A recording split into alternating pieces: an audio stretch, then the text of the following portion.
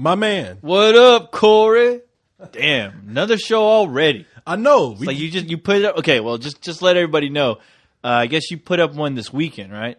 Which I think some people were asking me, hey, where's the Let's Do This? Everybody kept asking me too. Yeah. They were getting mad. They were like, where's Let's Do This? Yeah. I want this. Those That's people cool. go crazy for it. Yeah, I know. Hey, lets me know we're doing something right. It's nice to be in demand. Yes. My man. In Command demand. doing nothing but talking shit. In command and in demand. Yes, that's Because right. people, this is Let's Do This. I mean, Right. what we do on this show, as we explain every week, co-host and I. Yeah, we just get hanging together. out. Yeah. We just hanging out. Shooting the shit. We say we're hanging out. The show's kind of about you and about us. Yep. This is about what co-host and I want to do. Yep. And then we talk about you guys a lot, and then we read your emails. Yes, that's what we do. It's all about us and you and us together. And what we do in You and between, me? that'll be between us. Us versus them. Us versus them. Us Yeah. against the world. Oh, we also solve world problems, politics. Oh, We get every week. Yes. Every week. You want to know why yeah. World War III hasn't happened yet? Because we have prevented We it. have many debates and discussions and arguments and you name it. We do it here. Yeah. All in one show. Yeah. Damn, but you don't know what power there is in this room when Yes. we get together and do this. Yes, two Yeah, I Two mean, geniuses. So the first a black guy and a robot. Can you believe that? You know, that's a dangerous combination, boy. You know, in the South, somebody's getting their guns ready. Oh boy, I don't like black people in the robot kind. They're loading up that that truck and getting that flag ready. That Confederate flag flying high.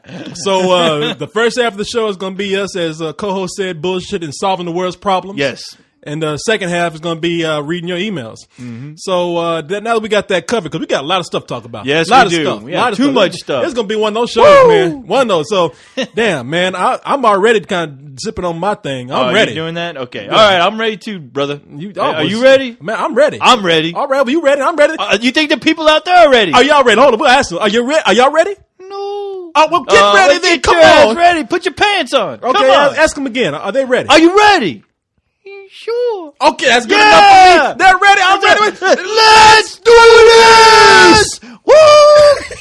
Get to the chopper! Somebody said you got to do that all the time. I always have to keep that in mind. Sometimes I forget. Yeah. Sometimes I forget. Are the alternative name to this show? I've already decided the alternative name to this show is I'm a goat and I eat my own milk. Oh, there you go. Not drink my own milk, but I eat my own milk. A lot of curds in There there. you go. Like curds and whey. Wow, that always disgusts me, but I love it. So what I brought in here and what I'm having, if you look, I'm drinking the Dixie Black and Voodoo Lager. Voodoo that you do. The voodoo that you do, Lager. Yes, it's a lager. Lager. Look at the Lager. Lager. Lager. Is that what you said? I said Lager, yeah. Oh no, it already had is in something. cursive. Corey has You know, problems with cursive too handwriting. too many sometimes. curves and loops in there. Yes. Kind of crazy. What is this, Arabic? the Los Angeles Lakers. Yeah. But I was told that now the TABC wouldn't buy this from Louisiana Oh, really? because Louisiana didn't want to sell it to us because the TABC thought that this Dixie Bluto, damn, I cannot talk. Dixie Bluto. Bluto. All right. Yes, Popeye, but Yeah. make you want to beat up Popeye if you drink this. No, this Dixie Black and Voodoo Lager, it's they didn't want to sell it to Texas because the TABC thought that this beer contained satanic messages.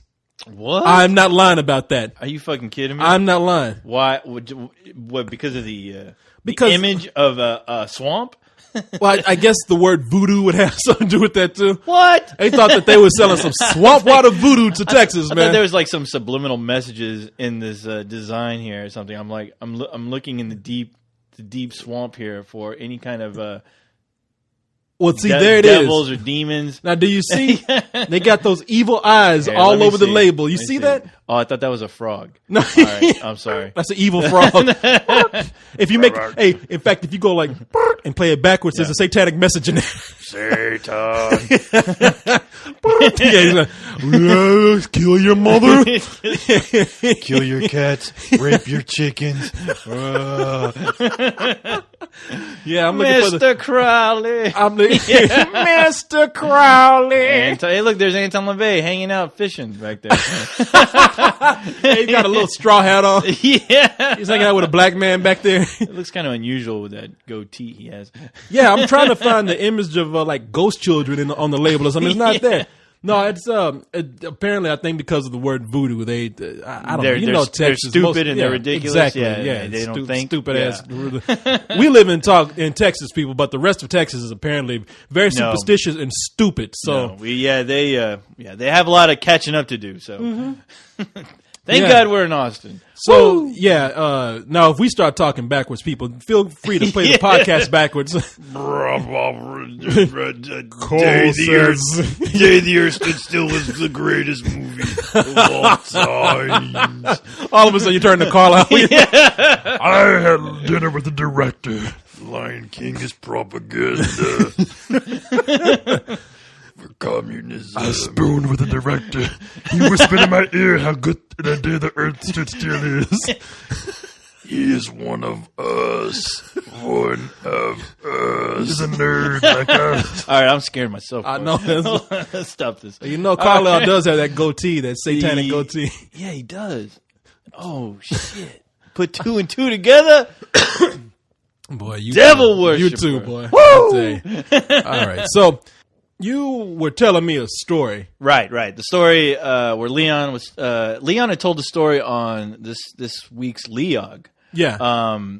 And Leog is the show that Cyrus and Leon do. The League of Extraordinary... extremely weird what was guys it? or something. Yeah. League of Dorks or whatever. Yeah, exactly. I'm sorry, guys. No, nerd show. He was the nerd show. He was going off about a story where apparently you invited him to a comedy club. Yeah. And he apparently heckled one of the comedians, and apparently the World War III broke out in the community world, all going against Leon and making terrible threats towards him, and especially by a celebrity, Doug Stanhope. Doug Stanhope, the guy who goes and sells Girls Gone Wild Wild shit. Yeah.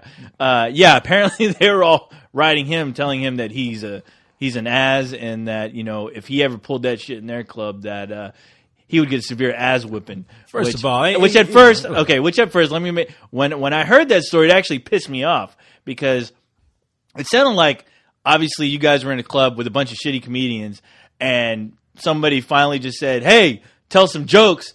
And apparently that person got super sensitive.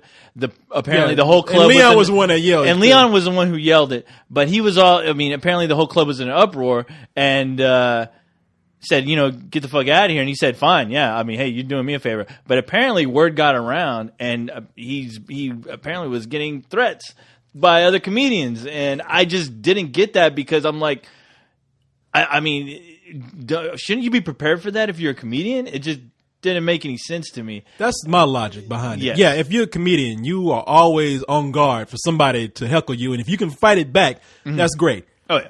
However... Okay. Now, here comes your side of the story where... Yeah. I think Leon already kind of... I don't think he's hiding anything. No. He said... Okay, he did say that, yeah, he knew he was absolutely wrong about it, and he apologized in more ways than one. At the time, he felt very strongly that he was in the right about it. Apparently so. But yeah, and I guess having a somewhat famous comedian say, hey, what the fuck is your problem? You know, that changes your mind all of a sudden. Well, look, you know, I'm gonna defend any of you guys if I think you're right. I'm not. I'm not here. Yeah, I'm not here to throw anybody under the bus and make anybody out to be bad. No, I'm not. But I mean, I was there. Now, let me tell you the whole story. I was in defensive driving, right? And the instructor there, you know, at the end of defensive driving, and this guy was kind of cool at defensive driving. You usually go to defensive driving, comedy defensive driving. Mm-hmm. And every time I've gone to comedy defensive driving, I've only had two people that were actually funny. And you know why they were funny? Why? Because they didn't get up and tell jokes. They didn't practice their humor or their jokes or their material on a bunch of people who don't want to be there to begin. Yeah, don't want to be there. We don't want to hear that shit. We're here to get our certificates and maybe get some pizza and get the fuck on out of there. Get some food and get the hell out and serve your time and boom. Yeah. Damn, I had some people stop it was painful, stop the middle of class, like just comedy, the bit that they had just stuck out. I mean, they didn't know how to segue that shit into their course or anything. Right. Comedy is not easy, people. It is not easy. It's the hardest thing in the world, if you ask me. Now I had 2 people there, two instructors, because apparently I'm a shitty driver. I speed a lot and I get a lot of tickets, so I go to defensive driving all the time. Right. Now, so I've had 2 instructors that were cool, and what they did was they just came in, they taught the class, they didn't tell jokes, but they were humorous. They sat back and they were just cool with people. Yeah. And this instructor was one of those guys. He didn't have any material. He just like, look, I know y'all want to get out of here. I'm here to make a little extra money. Promote the club. Exactly. And he's being honest. And sometimes that works. Yeah. Exactly. He said, so we're going to get the hell on out of here. Let's get the fuck out of here. All right. Exactly. You guys shut up. I'll shut the fuck up. We'll get through this. We'll look at the goddamn clocks. If somebody wants to take off their shirt, go for it. Yeah, exactly. Got some titties to show. Press the class. He's like, I'm going to tell you some stories or something. I'll make you laugh. I ain't going to sit up here and like, why did the chicken cross the road to say fuck you? Fuck you, yes. Great material, by the way. But yes, no. Like that. Unfortunately, no. None of that. So he gave everybody tickets, and I talked to him a little bit after class because I think he knew me or something. Yeah. So we were around that night. It was somebody's birthday. Maybe it was Leon's. And we went. And so I said, hey, I got these tickets to the comedy club. Do you want to go? Right. And he's like, yeah, let's go. So we went there. Now, people, we're not saying that we're the funniest people in the world. We're not. No. We're not above that at all. I love comedy, but I love comedy too. I'm gonna tell you, it takes a lot for stand up for me to laugh. That's just me. I've seen people who tried it, who are obviously funny when you're funny when you're around your friends. Yeah, and you get up there, and that stage can either make you a star or just break down your will and destroy every ounce of confidence you ever had. Any humanity you had. I mean, you walk out of there looking like Gollum by the time it's over. You better be awesome, or you are definitely going to get ass raped up there, and it's gonna stick with you for the rest of your life. I've seen some motherfuckers walk off stage looking like Gollum, turn to the audience and so crying on stage. No, it hates us. It burns us. So these comedians, they weren't the best comedians in the world. There was one, but they were trying. And here's the deal. Now here's where the true story comes in. Okay. Yeah, these comedians might not have been the best comedians in the world, but they were local, right? And nobody had any illusions about that, and they knew that we weren't listening to professionals, right? And so we were kind of getting tired of it. And we're like, okay, well, let's go. And after a couple of drinks, now Leon is very vocal about his comedy. Oh yeah, he is. Yeah, he believes in comedians being pushed to the limit, right? So he decides to yell out of the blue, and I did not see this coming. I saw him like getting frustrated. Yeah. He even Are you sure you guys weren't like laughing at each other, like going, "Man, this motherfucker up here," to where it probably got to a point? Well, we were at the table. Building up to where. Oh no, at the table. That's what I'm saying. We were being kind of snotty. I mean, to ourselves, we're like, man, this comedy right here. Yeah, look at this motherfucker walking out here. This shit ain't funny. This motherfucker ought to put his dick in his mouth. Then then he's funny. That'd be funny. Yeah, if you can bend over and blow yourself, that's funny. Ladies and gentlemen, that's humor. Yeah, exactly. So that kind of thing. So we were at the table laughing, but now here's where we draw the line here between me and Leon. I know I can gauge the atmosphere. Yeah. And everybody in that club, they were there having a good time. Now, I'm not saying that they were going gangbusters for the comedians. Right. I'm not saying that they were actually maybe not thinking the comedians weren't that good, but for whatever reason, they were having a good time. They were laughing at this guy. So the guy that actually got heckled, he came out and people were chuckling and laughing, and it was a good atmosphere. Right. So Leon takes a sip of his drink, and then he looks up, and I knew something was going to happen because his eyes got big. He yells out, "Tell some jokes!" Now, the place goes quiet. Ooh. And everybody kind of looks at us, and you get that uncomfortable murmur across from like, pretty much people say, "What the fuck was that?" A lynching was about to take place? That's what it felt like. Everybody was looking. Now, I'm not lying. Everybody kind of stopped and looked. You might hear otherwise what I'm telling you. Because when it first happened, everybody thought I was being sensitive. Because I even told him, I was like, I put my head down, like, fuck. And the guy was like, "What'd you say? I'm a sleazebag?" And he says, "No, tell some jokes." And the guy's like, "What the fuck?" And so the waitress comes over and she says, "Guys, you can either be quiet or you can leave." Leon says, "Well, I'm gonna leave." Yeah. And so we all walk out together. And now as we're walking out, I didn't tell Leon this, but the guy that was on stage, I knew that guy. Damn. And the instructor who gave me the tickets was looking at us too as we were being walked out. Oh shit! So I'm just like, fuck. He did you a good thing. Yeah, he exactly. Did you a Now, favor. like I said, I'm not one to throw anybody under the bus here, but No. Yeah. but we were wrong. Yeah, you and were when I wrong. say I'm using we loosely because I didn't say shit. Okay. Number one, you knew the guy, and you also knew the guy who gave you the free tickets. Yeah, You know, and I just like I said, had the audience been kind of like, oh fuck, man, this guy's no good. Yeah. Then somebody gonna if step you could up. tell, and- if obviously you could tell it's a painful experience for everyone. Yeah. Then because you know somebody in that crowd is dying to say the same thing. But I understand when you're telling me how that crowd is into it. It makes me think of When I say when I say into it, not I don't into it, mean but like not they were totally cheering. into it. Yeah, but at least they're having a good time. Yeah. It reminds me of like when some of these screenings that we have for some of these fucking terrible comedies. Yeah. Where everyone is in there only because they got them for free. But they are looking to have a good time. So they're laughing at any fucking random stupid ass joke that comes up. And the whole time you're sitting there, like people like us where we have enough sense, I hope, to think that this shit ain't funny. But yet again, it's like, what am I in fucking Bizarro World? Because everyone else seems to be laughing. I don't know what the hell they're laughing at, but Jesus Christ. Yeah. Am I stupid? But you know what? You don't yes. get up and yell at the audience. No. What are you crazy? This movie's stupid. This movie's stupid. Yeah, because It's nobody. stupid. Yeah, because nobody gives a shit. Yeah, they're in and- their moment, and they don't need you pissing on their cereal. So, Yeah. So and basically we were the disruptive ones. Right. So I had to go back and and you were black.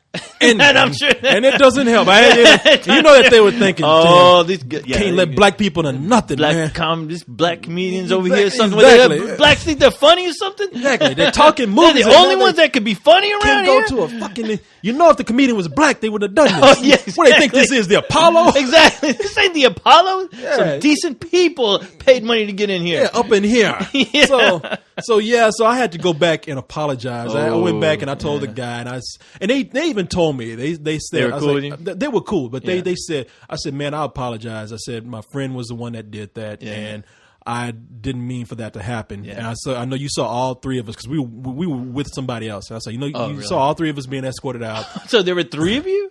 Yeah, Who's the other person? I can't remember who it was. Oh, okay. I think it might have been High.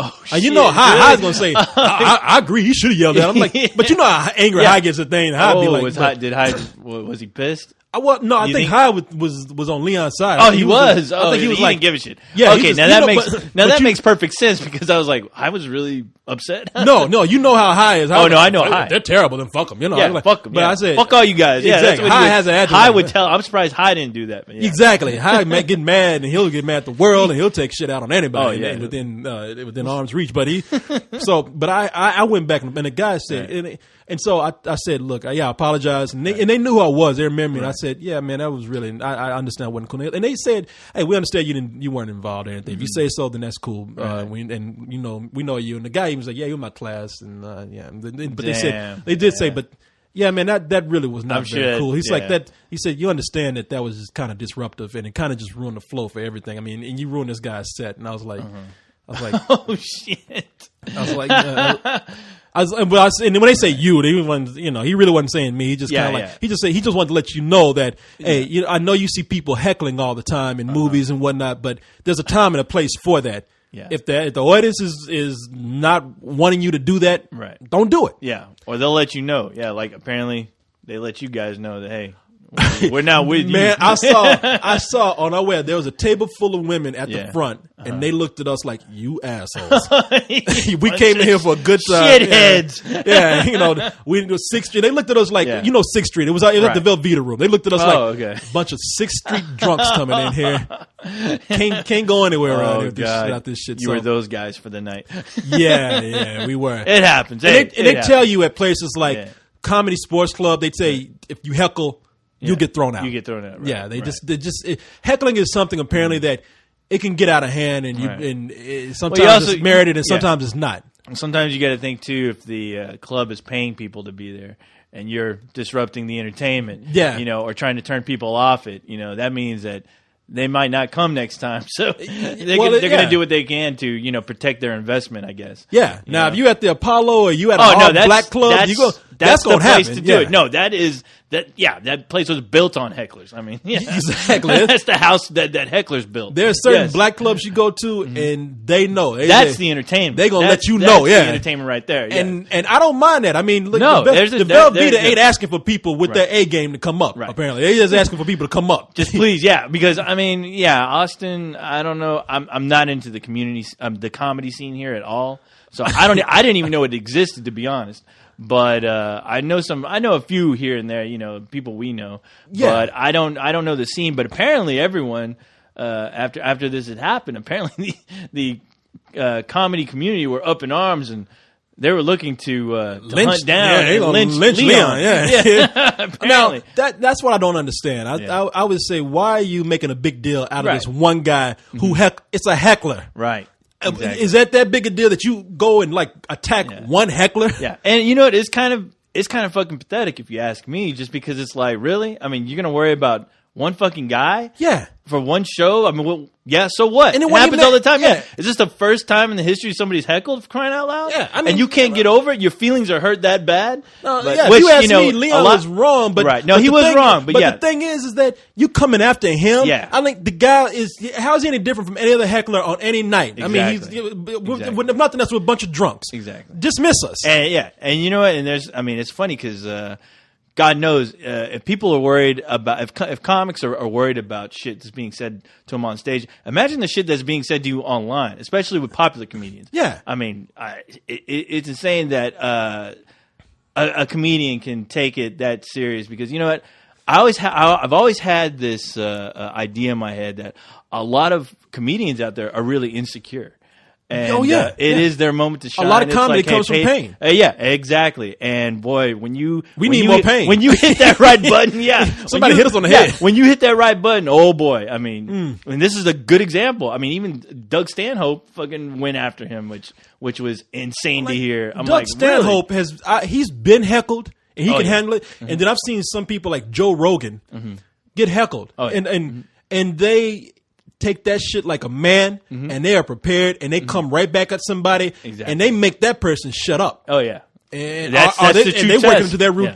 routine. Right. Now, if you gonna get online and start crying about I got heckled, look, this guy, the guy that I knew, we weren't buddies or anything. I just knew the guy. Yeah. But even if he was my best friend, I'd say, why you crying online? Be a fucking man. Exactly. You know? You're fucking writing that shit down in your fucking little diary that's on the fucking internet, Yeah. which is sad enough. Boo-hoo, But, I yeah, got exactly. heckled. But fucking be a man up and say, yeah, hey, guess what? I got fucking heckled. Jeez, maybe I ought to work on my shit. All right? Exactly, So yeah. then that's it. Be done with it. Fuck that guy. He don't know what funny is. I'm funny. I'm like, that doesn't work. No. If you come out and the only comeback you have is I'm a sleazebag, it's Yeah. like, no, that's what he said. I'm a scumbag. That's I'm what a he said. scumbag. I'm a scumbag. No, dude, you suck. No, it's just like you just open yourself up for another hit. Now you're asking questions. Yeah. I don't know. I'm not too sure if you want to hear the answers.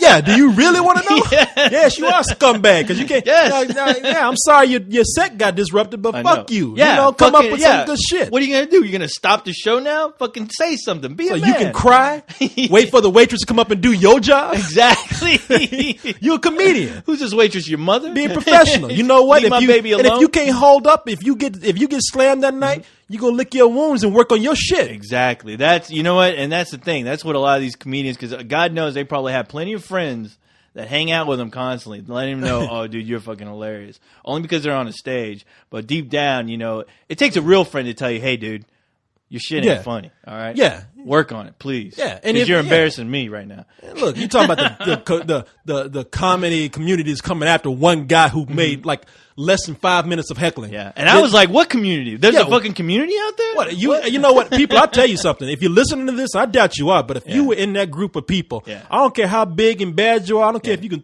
mop the floor with me. But if you're within that community and you're coming after one heckler, your community of suck ass comedians. Oh yes. And another thing, if you're not Dave Chappelle, Chris Rock, Eddie Griffin, shut the fuck up. All right, Yeah. nobody gives a fuck about what you have to say. Yeah, don't be crying. Fucking look. Hey, take some notes. Look at some real comedians. Take some notes and fucking work on your shit. All right. You think that shit would work against somebody like D.L. Hughley? No. Yeah, that motherfucker. He's prepared to come out He and is cap on prepared. people. He's a man. He's Yeah, a man. exactly. He has his ammunition. He's You- ready to go. And you know what? You ain't gonna say shit about him because you know he's ready. Mm-hmm, you think I saw what's his name? Oh man, my one of my favorites, the guy who just doesn't give a shit, dead now. We mentioned his name before we even started. He's dead. He died of cancer. He died of cancer. Bill Hicks? Bill Hicks. Oh, I was about to say. Yeah. I've seen Bill Hicks come on. Bill Hicks? Yeah, Bill. Okay. No, Bill Hicks. I saw several shows of his, and one of them, the whole audience turned against him. I was going to mention that because I'm like, you know what? The comedians out there that have a fucking problem with that, with hecklers, fucking watch how a real man fucking handles his shit. Watch a whole room turn against somebody, and how he just fucking fires back and he fucking wins. You know, Yeah. You just see a man, and that's what is what I will always respect watching that. I'm glad I was able to see something like that. I saw that on Access Television. They show a lot of him. They show a lot of him, which thank God because it's great material. Mm-hmm. But when I saw that video, it really like inspired me to go. There's a guy with the whole that audience right there could have represented the entire world, and to him, I'm sure in his head he was thinking these are the people that I'm trying to entertain, and they're not getting my shit. So you know what? And they're giving me shit right now. Fuck them. I'm gonna let them know what I'm all about. Yeah. He said, you know what? You don't like me? Guess what, motherfuckers? I get paid for being up here. Exactly. I'm gonna stand up here. Yeah. Exactly. If you hate me or not. Yeah. And you know what? He was doing some smart amazing. shit, and the people got mad at him. He did some shit about religion. All of a sudden, the audience is like, you can't do that. He's like, fuck y'all. And he just he did his thing, and he was brutally honest about what he was telling them, and just what he was feeling up there on stage, and that had the biggest impact on me watching that because I was like, wow, that's a guy who fucking is putting his heart into what he's fucking doing, and he's not gonna let anyone tell him that he fucking sucks. Yeah, you ain't gonna. And he's not gonna let that get to him. He's gonna go, hey, fuck you. Yeah. You know what? You're fucking listening to me right now. You paid to get in this fucking shitty bar, and you're gonna fucking listen to every word I say because you know what? You're not fucking leaving. Are you? That's what co-host tells me before every broadcast. If you hate it that much, fucking walk out. But you know what? You're not because you're fucking compelled. You want to hear every fucking ounce of shit you don't want to hear coming out of my eyes throat. are glowing red right now. I'm here to unleash the fury, the anger, my comedy fury. Why did the chicken cross the road? Fuck you. I turned into Arnold for some reason. I know. Always because Arnold's funny. He's unfortunately, I definitely feel that it's kind of sad. I'm hoping somebody will come up and rise to the ranks that guy did. If you're not familiar with his comedy, please go pick up his albums. There's plenty of material out there. Look on YouTube, online, buy his shit. I mean, really, as much as I like Richard Pryor, Bill Hicks was one who just came out and didn't give a shit. Man. No, not at all. He's one of the greatest out there. Yes. Probably the greatest you've never known, man. I consider him like an outlaw comic. I mean, did not give a shit. We're not building up his legend or anything. I mean, no. I wouldn't say this. He really didn't give a shit. No. Oh yeah. There's times when I go without listening to his material like for long periods of time. But when I do listen to it, it always strikes me as like, wow, this guy was way ahead of his time. And it's amazing. Everything he says in his comedy is still relevant, you know. Yeah. So, anyway. Anyway, so there you him go, and George Carlin. Yeah. So, but that's a whole other story. Get out there. And, comedians, quit being. Get your fucking Instead of instead of talking about beating somebody's ass, which y'all ain't gonna whoop nobody's ass. What y'all a gang? Yeah, no, exactly. Get your fucking dicks out of your purse, all right? Just come on. Shit, you know what you need to do? It's comedy, dude. Go get ready for that shit. Instead of beating somebody, sharpen your comedy. That's what you do, motherfucker. If a movie sucks, we'll tell you. If your comedy sucks, we'll fucking tell you. Yeah, shit. That's just the way it is. You know, shit. We've been told we suck a lot of times. We come back. I love it. I love it. Exactly. I don't want people to love me. We still here. I want people to fear me, Corey. Fear, hate me. Yes. So anyway, man. Hey, speaking of telling people about that shit, did you see the Golden Globes? No, not because I know I went on a rant about how all awards shows are shit. I could care less, but no, I didn't. I forgot. I had no idea. I missed a lot of shit this week. I did too. Missed a football game. Man, people will tell me the Grammys on. I will not watch that shit. I don't have to. I kind of have to watch the award shows so we can talk about it. But all these award shows, like the Grammys will be mentioned the next day, and I'm like, that shit was on? Mm-hmm. Oh, I didn't even know. Well, fuck it.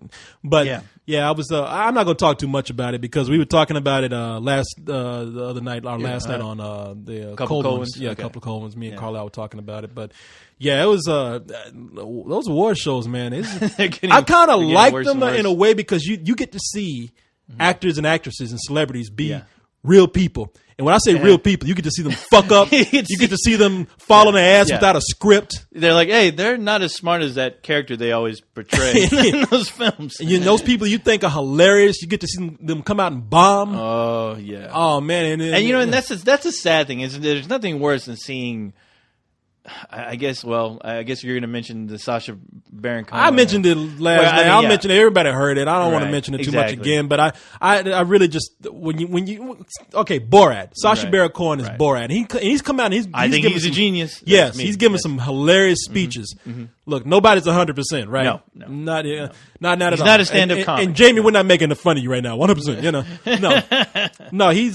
I've never seen him do any kind of stand-up. No, I've seen him come out and do some impressive things. Mm-hmm. And he did do some. He did an acceptance speech one year, and it went on a little bit long. Right. But you could tell when somebody's been told that they're great. Oh yeah, and they come out and they have material that is not all that great, but they think it's great because.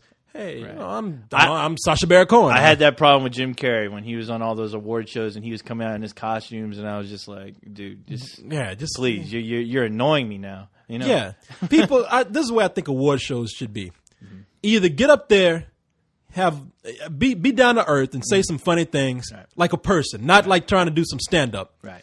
And then just or have somebody write something for you. Right.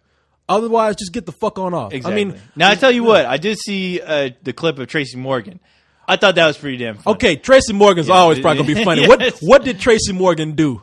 Oh, he went up there and he was like, yeah. I'm laughing already. He basically, I'm gonna butcher his material because I only heard it once, but he mentioned that he talked to the girl. From 30 Rock, the main girl. See, I told you. Jesus. But anyway, he said they had a deal where if Obama wins, that he'd be allowed to make all the speeches. Tina Fey, yeah. He'd be allowed to do all the speeches, and he was like, yes, this is post-racist America right here. He's like, you hear that, Kate Blanchett? Post-racist America exactly. right here. He went on. Yeah, I'm not even going to try to imitate him, but yeah, he's like, yeah, what's up, America? What's up, America? He's like, I'd like to thank the catering, the craft services, because they make some badass food and because y'all make some good food. Yeah, he's just was naming off, but just his presence and how he just looks like he's a drunk up there, which is funny enough. Did he make a fool out of himself, or was he really funny? He was funny. He was actually funny. Did people laugh? He always draws that line where he could go over and start just looking like an idiot, but he could care less. He's in his own world, and I think that's what makes a lot of his shit work all the time. Yeah, that's why I'm a fan. He could care less what any. Now there's a guy who can give two fucks about what you think about his comedy. Oh, I've seen him on interviews, and he'll just stop in the middle of the interview, like he was talking to one guy because somebody put the clip up on my page, and he was talking to him. He was on some show, and he was talking to this guy, and he was like, "Yeah, 30 Rock. Look at me, I'm handsome. Turn that camera around on me right there. I look good." Exactly. And that's that guy. He could be insane for all we know. He could be like a raging lunatic. Like nobody knows, and that's what makes him fucking hilarious. And I love it. Yeah, he's in his own world, and I love watching it. I love watching the chaos. Oh yeah, he went up there and he was just going off, and he was doing his thing, and he was doing his thing. Yeah, exactly. Yeah. He was just doing his thing, could care less, and that's boom. Brilliant. It is. And see, that's the difference between somebody like him and somebody like Sacha Baron Cohen. I don't know the guy. He might have been as sincere as a fucking undriven snow out there, or whatever they say, But he went out there and he had this look on his face like, I'm Sacha Baron Cohen. Everything I say is going to be funny. And he came out. Now you telling me that almost makes me wonder. And I'm not trying to say this is what he was doing, but maybe he went. I hope to God, if you're saying he's as bad as he seemed to be, that he went out there intentionally trying to be bad, No, he did not. Like some kind of shtick or something. Okay. No, because he kind of came out, like I said, he told, for those of you who didn't hear the cold ones, I'll just repeat what I heard here. If you heard it already, fuck you. I'm going to say it again. So he comes out. Now, early in the night, Sandra Bullock comes out, and she says, what was it? She's talking about Last Chance Harvey. Yeah. And it has Dustin Hoffman and Emma Thompson in it. Okay. And she says, a movie about a man who falls for a woman decades younger than he is. just like most people in this room. And I'm already cringing because fucking Sandra Bullock is saying it gets a chuckle. Now Sandra Bullock can kind of get away with it because Sandra Bullock, she comes out and she says in a way that's the way she comes out. She kind of comes out and she says in a way that's kind of like, that girl next door kind of thing. That works tired for of her. that. Everybody, but for her it worked because she didn't seem rehearsed too much. It seemed like okay, I'm whatever. Right. Now. And by the way, I know Emma Thompson was a decade younger than Dustin Hoffman. I thought those fuckers were kind of the same age. Yikes. I don't know. Sorry, Emma Thompson. I think you pretty and everything, but I didn't. I think Dustin Hoffman clones himself or something. The guy should not. I mean, he was old when he did The Graduate, for crying out loud. That guy, Dustin Hoffman's the guy that's really never been young. If you look at him. Not at all. No, his career started super late for an actor. I mean, especially for the roles he was getting at the time. Yeah, I know. In the Graduate, he has less wrinkles or whatever, but it was something about him. He still looked like a wise old man or something. So, if I want to ask him some questions about life, he'd be able to answer them. Right. So then now a few minutes later, Sacha Baron Cohen comes out and he says, Benjamin Button, a movie about an old man with a young face. Yeah. Just like most people in this room. I was like, okay, that's just been done already. All right. He's straight on the same joke. Yeah. Okay. So, and you know what? That's scary because you think that's going to be the fucking running joke throughout the entire show. Exactly. I said, how many other people come out with this shit? I mean, at this point, if you got this on a piece of paper, you ball that shit up and just like, fuck, and throw that shit to the side. Hearing Sandra Bullock, they would go, fuck, there goes my comedy. But you going to bitch about it? Sacha Baron Cohen, on the hand, was kind of like, it's my joke too, and I can make it funnier. So he comes out and then he tells, and he comes out and then he tells his joke and he kind of flubs his line a little bit because he repeats a word twice. And and then what was that joke? It says, and our condolences go out to Madonna, who had to fire several of her personal assistants. We feel for you, Guy Ritchie. Yeah. And it's like, due to the economy. That's what it is. And the economy is hitting everyone. I saw that clip. Now, this is a room of celebrities, so I could give a fuck what they think, but you could look. These celebrities ain't kissing your ass, and because look, nobody really gives a shit about Madonna that much. Let's just say nobody really cares about Guy Ritchie. I mean,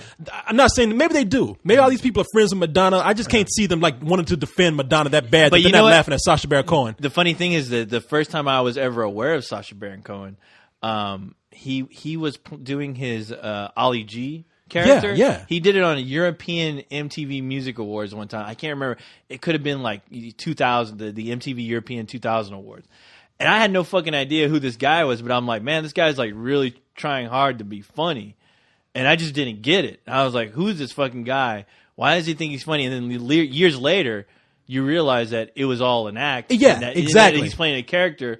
Okay. But the thing is that I think Madonna had a big part in jump-starting his career. Yeah, he was in that video of hers. It was like that techno video. Right. And he played the limo driver. So maybe... That's right. So you could tell there's some kind of... he may have written that for her, for whatever. He's probably close with it. Probably would not. That's what I'm saying. I don't think anybody was not laughing to defend Madonna. Right. I'm not saying they hate her or anything. I'm just saying you can look at people and saying... They kept cutting Selma Hayek.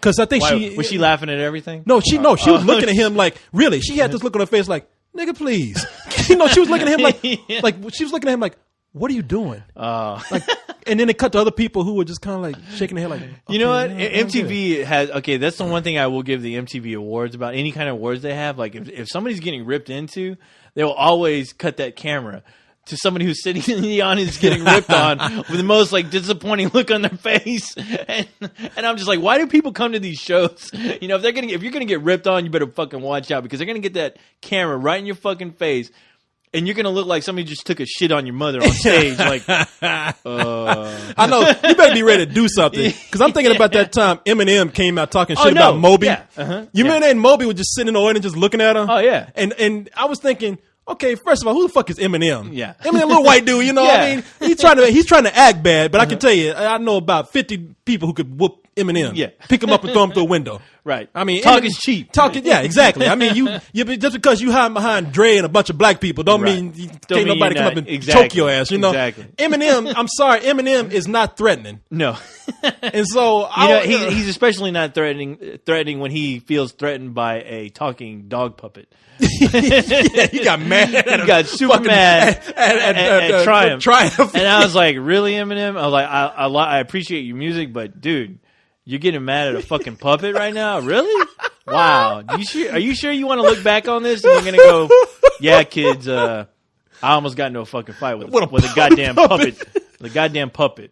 With a big fucking cigar in his mouth. But I think they made up later. I think they called a truce. Yeah. It was like East Coast, West Coast shit going on. I think hopefully he looked at that video and just said, all right, what the fuck am I doing? Yeah, exactly. Fuck. I better get my priorities straight. God damn, that's a latex puppet I'm talking. He's about to fight. He's staring down a puppet. It's not even a human puppet. It's a dog puppet. There's a guy. You can imagine there's a guy with an arm just laughing because Eminem's not looking at him. He's looking at the fucking dog puppet. Eminem trying to act tough to like, no man, no man. Don't be looking at me like that. Yeah, dog. get off me, man. Don't look at me like that, dog. Fucking puppet. Yeah. Man, get away from me, man. Come You're on. looking at me. And I kid. No man, I ain't kidding with you. Go on somewhere. You're a rapper who wants to talk about fucking his mother. I kid. I just wanted to see him strangle that puppet. Exactly. Like not even go after the guy. Yeah. Like he puts his arms around the puppet neck. Shut the fuck up! Shut up! Exactly. Going over chairs, like fucking knocking off Christina Aguilera's makeup off, and knocking big a old wig fight, off.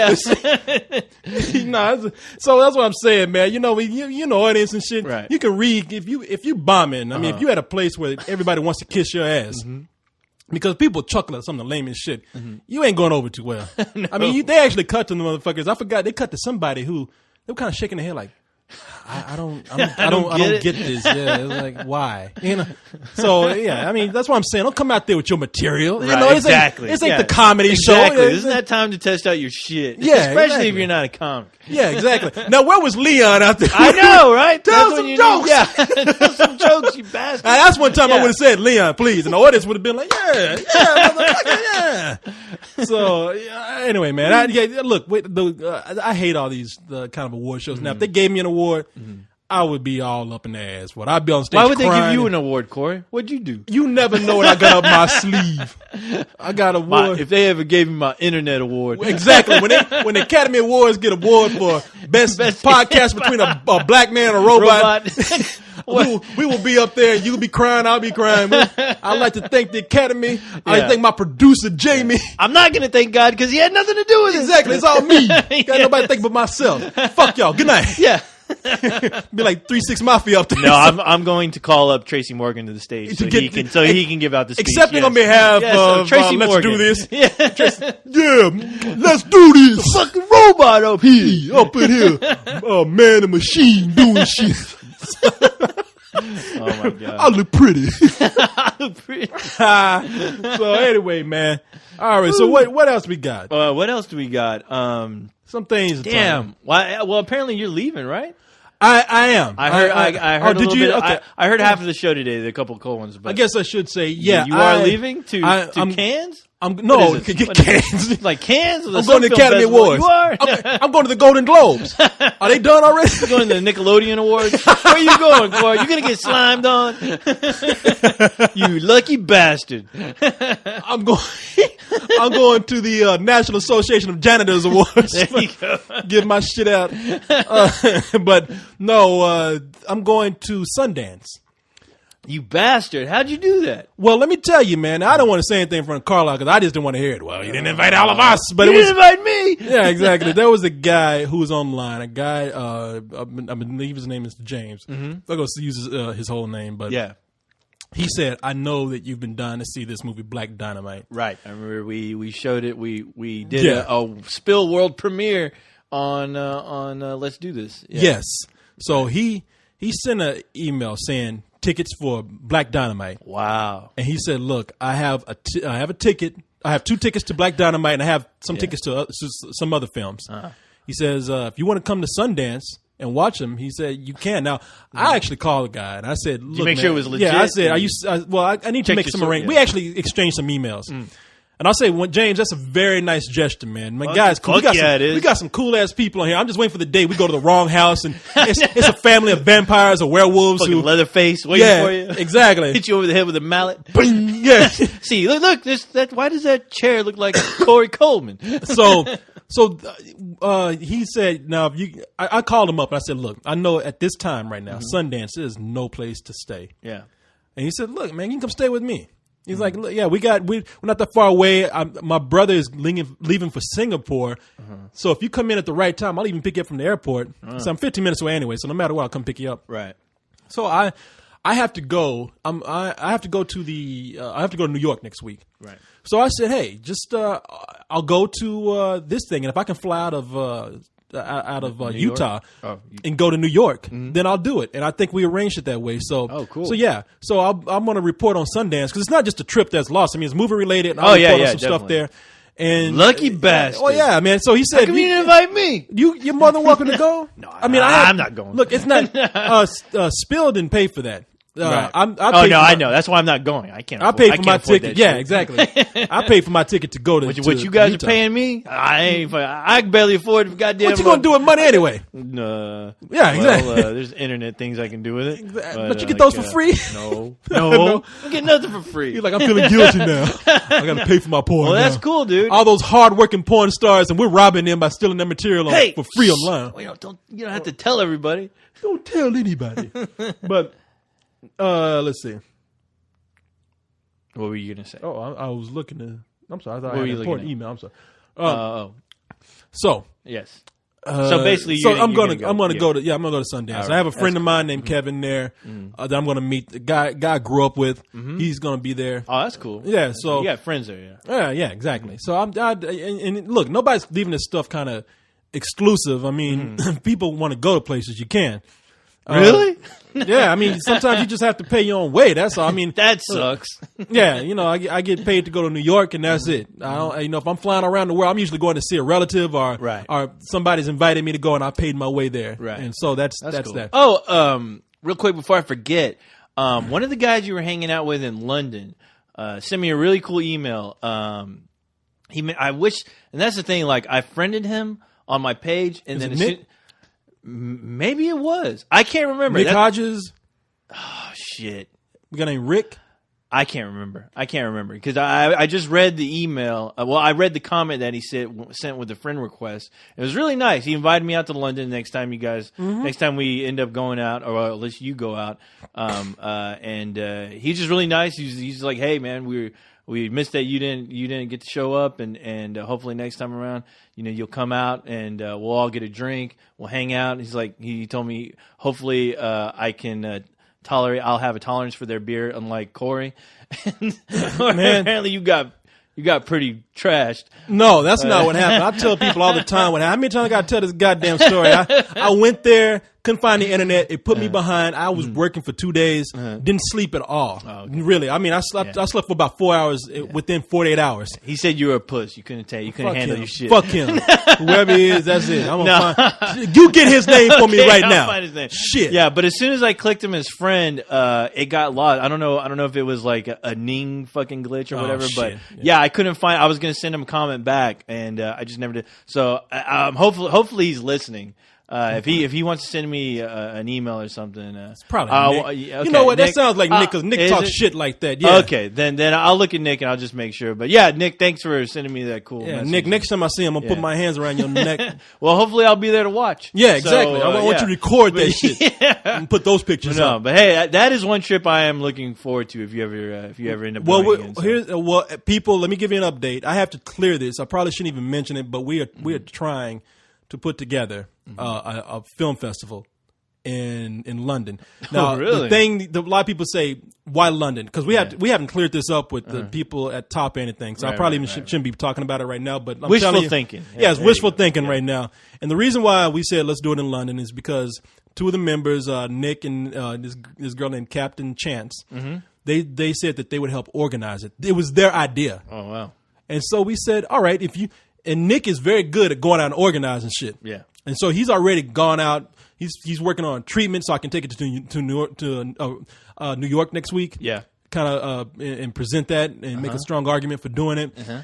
And so they said that the way it would work is they would be the judges. I don't want to judge anything, and none of us should judge anything. Right. We should look at it after they judge it, and maybe we should talk shit about it or critique it or say great or whatever after they judge it and allow it into the festival. Okay. What kind of? I mean, just are they going to be legitimate films or Man, no, small, it's for people. It's small. We'll start out small. It's for people to submit their movies. Their movie. Oh, they're like their homemade movies. Yeah, that's cool. Yeah, I mean, we got all kind of festivals out there. Okay. I mean, this is a favor back to the Spill community and anybody else who's out there struggling to try and get this stuff seen. Ain't nothing wrong with that. yeah, I'm down for seeing some. Yeah, I mean, we're not going to submit anything out there. You know, you're not going to come up with some stick figure shit and we're going to put it up on the screen. You know, but then again, that's up to Nick and Captain Chance. And, and I'm telling y'all right now, you two don't be picking no bullshit to put up there if we do this. But so they want to organize it. They also maybe want to have an area where, because Captain Chance is a great artist, and I said, well, hey, maybe we can have an area where people out in the lobby can hang up their work, let themselves known as the artist, and Right. put up a table where you can like see who they are and maybe That's cool. contact them, and then we see the festival. Now they want me to show this is where it came up from. They said they wanted me to show 2 a.m. there. Oh. And I said I didn't want to do that. I said Right. let's have a festival and not show that. Let's just show everybody's work. Right. But they insist on like let's show that at the end of the night to get people to come in. Did you agree? You're still debating? I'm still debating. I'm still debating on right. that. I mean, I don't know. Yeah. I'm kind of in a way I would like it, but in another way I don't. Yeah. I don't want it to be about us. Right. No, that's true. Yeah. But yeah, I mean, I'm sure you guys will figure things out. But it sounds fun. It sounds cool. I mean, just hanging out with those guys over there would be. It would great. be a lot of fun. Yeah, so it'd be a people. That's our next move. Yeah. That's what we're concentrating on. So I have to make. I'm getting a proposal together. Yeah. We got to see logistically how much it costs. Comic-Con hasn't got back to us about having a table. Oh. So that's where our money was going Right. to go. So we can't have. I might go. You know what? I was actually going to try to work it some way to where if Spill couldn't pay for it, I know people, and hopefully they'll sneak my ass over there. I know. I've always wanted to go. I've never been. We need And to I've been have dying to something go. there. I Yeah. mean, it sucks that Comic-Con hasn't got back to us, and I think this week I'm gonna start trying to make some calls to see Right. what the fuck is going on, because we were ready to pay Yeah. at that moment when we entered a submission for the table. But there's so many people that come back year after year, Right. and I don't know. He probably just I don't know. knows, yeah. They say it's hard to do, and so I think that kind of sucks. But Never give up, Corey. fuck, man. Yeah, I got. Never give up. I'm gonna make some calls and see what we can do, because Comic-Con would be great for us to have a table there. Oh, fuck Not yeah. going out and handing shit to people, but letting you know how cool that would be for people to come up and say hi and all that kind of stuff. yeah, We had a yeah. table, so Yeah. yeah. So anyway, enough about that. I don't want to go too much to the film festival Right. because we don't know the We details don't know. of it. We want to do it though in probably if not May, maybe a little bit later.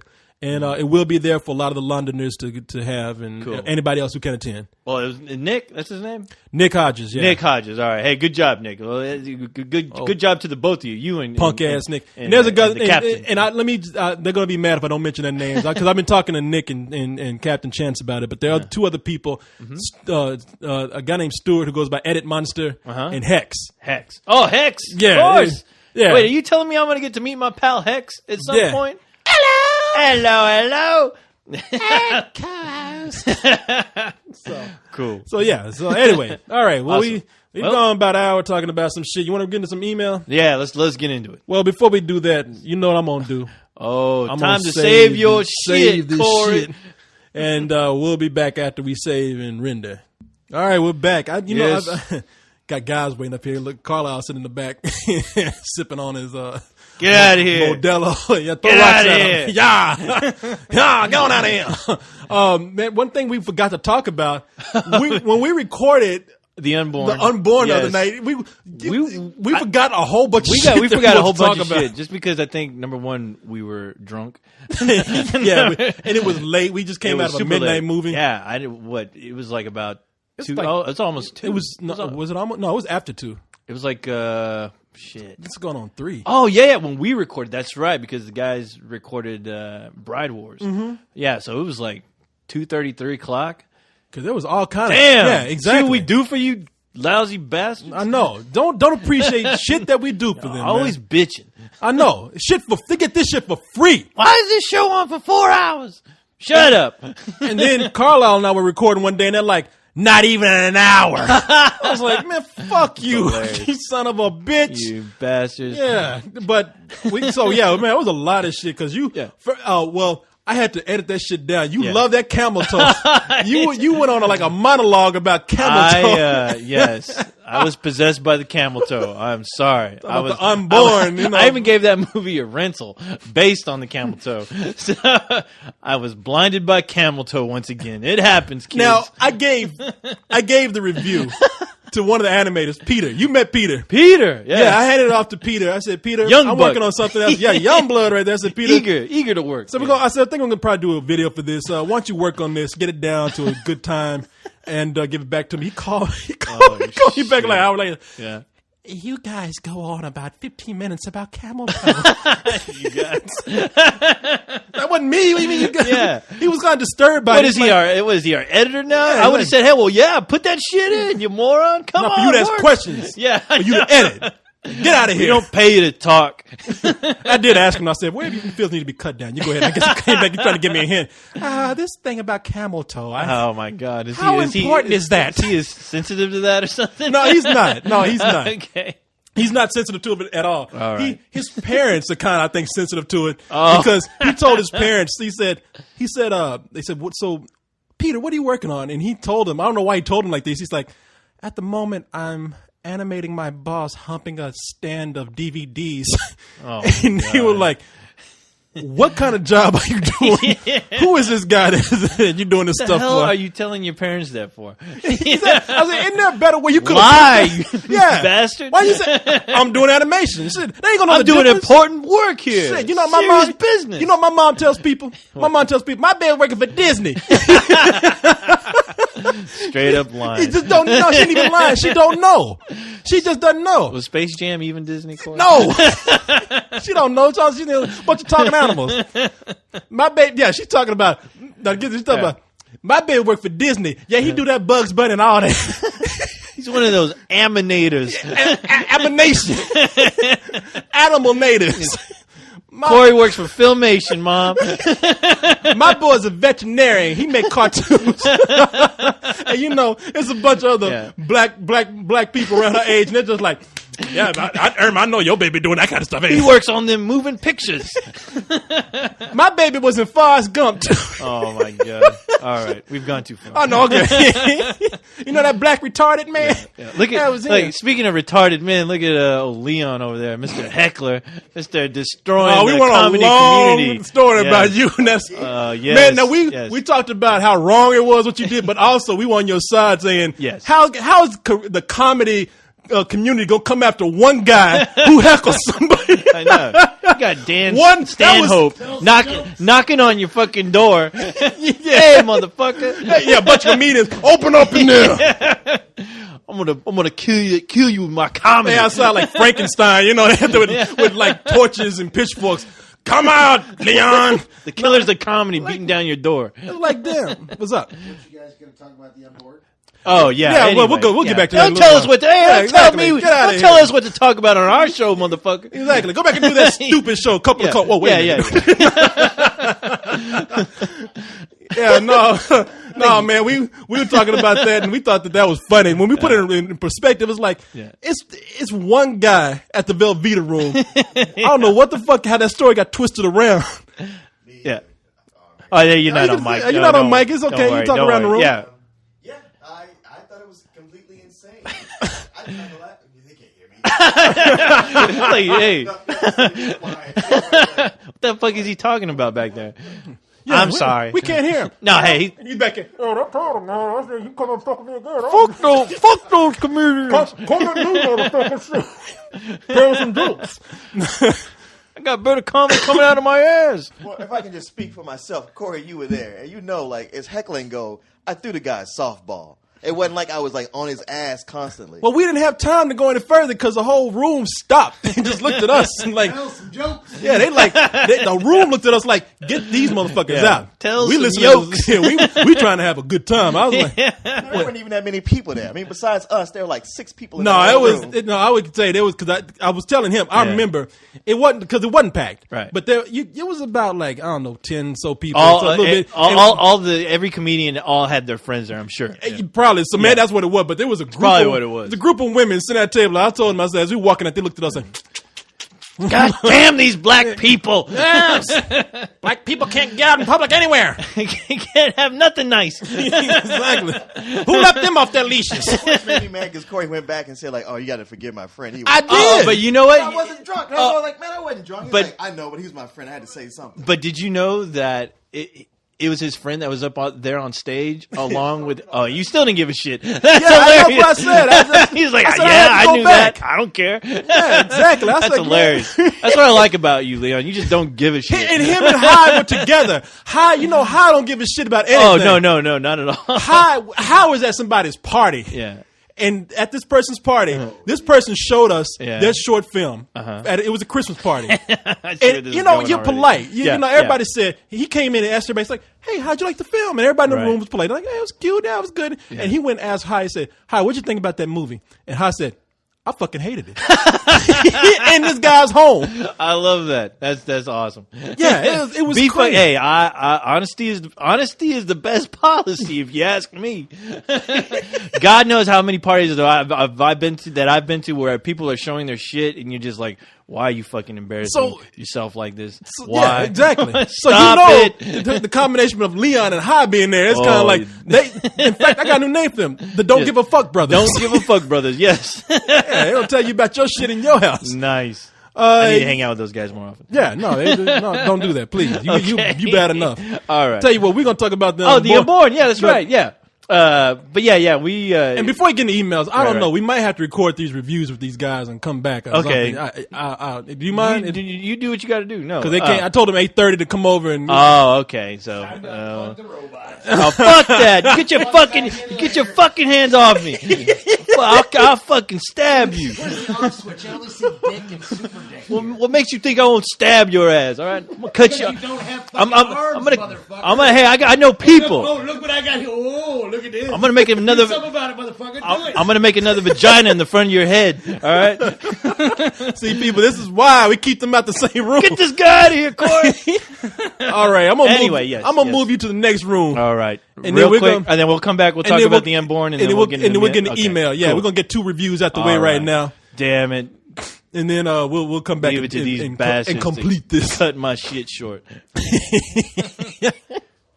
All right, got all those knuckleheads out God, the I room. know. It's like we're doing our thing, and then all of a sudden the goof troop shows up.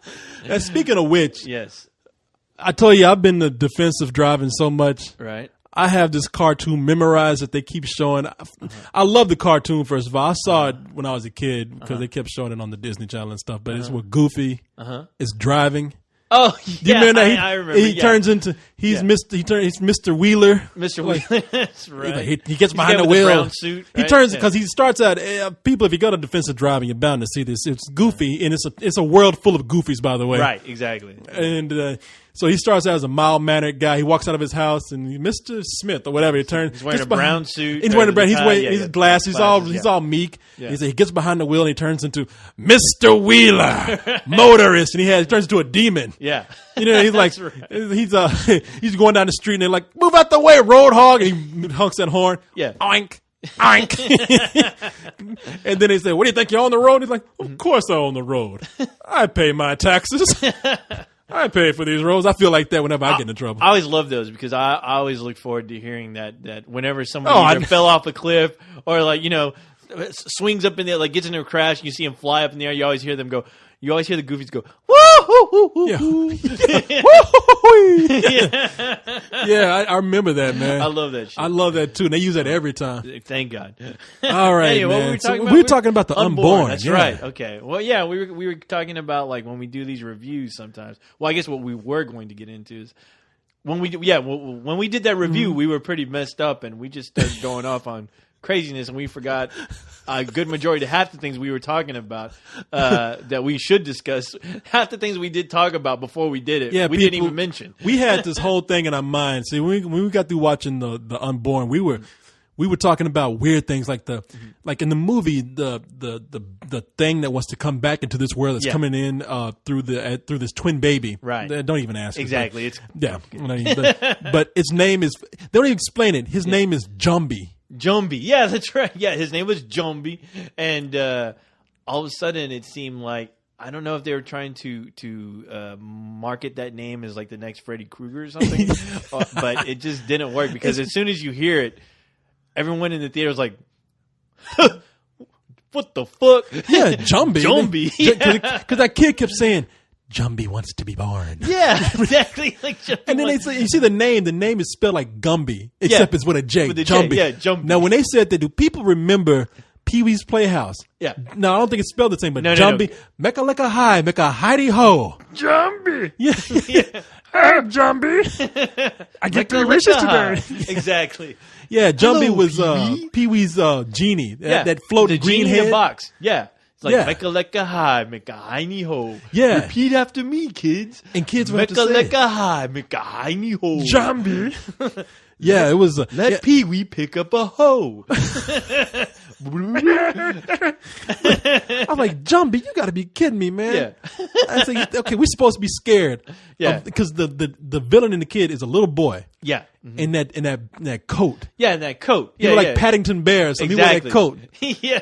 And we're supposed to be scared of a little boy wearing a stupid ass coat With named fucked up, Jumbi. yeah, with fucked up contacts. Yeah, well, they had those bright blue eyes, those goth eyes, Exactly. Milli Vanilli eyes. Yeah. Oh my God. Man, that kid would pop up in all kind of places. Oh yeah. Oh, the best scene in the whole movie is when he popped up in the goddamn medicine cabinet when she opened up the door and you see him all like twisted and mangled like ah! And it wasn't scary because he opened the door and it looked like this kid was playing a Tetris game. Exactly. Like he was Yeah. all squished in there like Tetris, like his head was in the middle. He looked like he was a victim of a ghost hazing. like he was initiated in the ghost universe and they fucking just It was like shoved Ghost- his ass in Yeah. the goddamn medicine cabinet. It was like Ghost High School. You Yeah. know, when they put the nerd in the locker. exactly. That's exactly. I said, that kid wasn't bad. He was just asking for help. Help me. Don't shut the door now. That chick like just slammed that fucking cabinet door shut. I'm like, surprised, no wonder I'm this surprised kid his is head pissed. didn't come through the goddamn the damn door with the mirror. It's like With the shape of his face. Yeah, man. See, it's so many things that sometimes we forget because later that night, like I was getting ready to go to bed, and you like, man, I should have called him. We should have mentioned Jumbi. I know exactly. I told Corey, I was like, dude, I was dying to call you because I was just thinking in my head, I was like, we didn't even bring up the goddamn guy's name, the kid's name, Jumbi. I mean, hell, but hey, makes me think, it man. happens. It happens. You miss some things. I always hate those people. Now you get those critics, when they who bring in that special pen. Exactly with the notes. Yeah, they're taking the fucking notes. Yeah. So that pen has a light at the bottom, and whenever they write, the pen comes on. Oh shit! And there was it's like a little green light, like infrared or infragreen or something. And they start writing. It's the most annoying thing. I know. I used to remember people doing that, and it used to bug the shit out of me because I'm like, you're too busy writing. You're not even paying attention. You're not even watching the fucking movie. Yeah, exactly. Like some of your thoughts. I mean, it's a fucking movie review. Come on. But it's funny because the guys who do that are always the reviews that you read where it's like they're working on a term paper and it's so convoluted and it's filled with words I'll never use in my life. Of course, and they're talking about Hotel for Dogs. Exactly, and that shit becomes like a goddamn Harvard fucking paper. They're talking about Shrek 3, and all of a sudden it's a thesis. Yeah, exactly. I'm like, what the fuck is it? Was the movie good? Yeah. Have you ever heard a review from somebody? Now, look, people, I know that we'll look. I can tell you, I've never heard the criticism. I've never had anybody come and say it to us. Yeah, but I know that people write these very academic reviews, and I know they're looking at us saying, you don't take this seriously. They don't even look at us. They'll just. I'm sure they'll listen to half a review and they'll turn the shit off. Yeah, So. and see, people, I can tell you, any one of us can write that way. Okay, I mean, yes, it does take some skill. I'm not going to downplay their talents. I mean, it does take some skill to write. It does. And especially write in that manner. So I'm not going to say like, oh, anybody can write this. No, anybody cannot. But why always do it for a movie? Yeah, I mean, I understand doing it for some movies. Right. I understand doing it for like that NPR crowd out there. Yeah, you got. They love that shit. Yeah, they Yeah. love. But it gets to a point where it becomes they get so enwrapped in their words. They don't even. Have you ever heard a review where you at the end you thought like, okay, what did they think about the movie? Exactly. Yeah, it's like they're too busy jerking off on words, and where the review gets lost. You don't really. Usually, when I read those kind of reviews, it's almost like it seems like they're screaming to me like, I want you to be impressed by my thoughts and my use of wordage. And I never get anything out of those reviews. I mean, because I'm not really. I'd rather go to a friend of mine and ask them, "Hey, what the fuck did you think about that movie?" than ask some fucking guy who's been to college, who's been going to college for 4 years, only to write movie reviews. Yeah. Which I'm not really knocking that, but because those guys can get jobs, obviously. But at the same time, I get nothing out of reading those reviews because it's not the same train of thought as I would want. As far as I just want an honest answer. I don't want to be bullshit. I don't want to be glossed over with how smart you are. Well, yeah, I just want a simple answer. You get these people. Does Yeah. it suck or what? Well, Should I waste my fucking time? Well, like somebody. I heard a review similar to this. Now I didn't. I'm not saying that this was the review, but let's just say that one of these guys was reviewing Gran Torino, and at the end you're waiting to hear. Okay, what did you rate it? What did you give it? Did you like it? Did you not like it? Anything. Right. Just give me your opinion. But there's no opinion really. It's like, instead, Walt Kowalski is not only glancing back on his life, but it's Clint Eastwood glancing back on his career. Shut the fuck like, up. Get out of here. What the hell? Okay, what did you think? Exactly. I remember Exactly. I was listening. I was working because look, I listen to NPR. I'm not a stupid motherfucker. Right? I use a lot of crass words, and we use a lot of we joke around a lot because we're down to earth people. That's the way we are. Yeah, and it sucks that we even have to say down to earth people because I mean the population is filled with people like us. Yeah, exactly. It's We just choose to talk like this. We choose to. Well, I mean, it's almost like comparing it to the guy that can make good grades in high school, but he prefers to be the clown and not be known as a smart one. I mean, because any of us can write eloquently like that. Yeah. I'm very. But it's a movie. You know, I'll write like that if I got to write a novel about your life or something. I mean, exactly. I mean, we're hanging around drinking beers. I mean, for the unborn. Yeah. No, fuck no. I'm not going to write some intellectual thesis on why the movie wasn't good. But and that's what I'm saying. We sit up here and we just want to have fun. So we in this way. Now having said all that, I wonder if we should have wrote some of that shit down. I know. Right? I'm like, maybe I should have been that egghead for one night who had the notes and whatnot. And people don't think I'm begrudging those people. Everything has an audience. Those people write for the audience. They do. So, they have an audience. And I admire them. I mean, I just don't want to be looked down upon by people like that. Oh, but they do. I mean,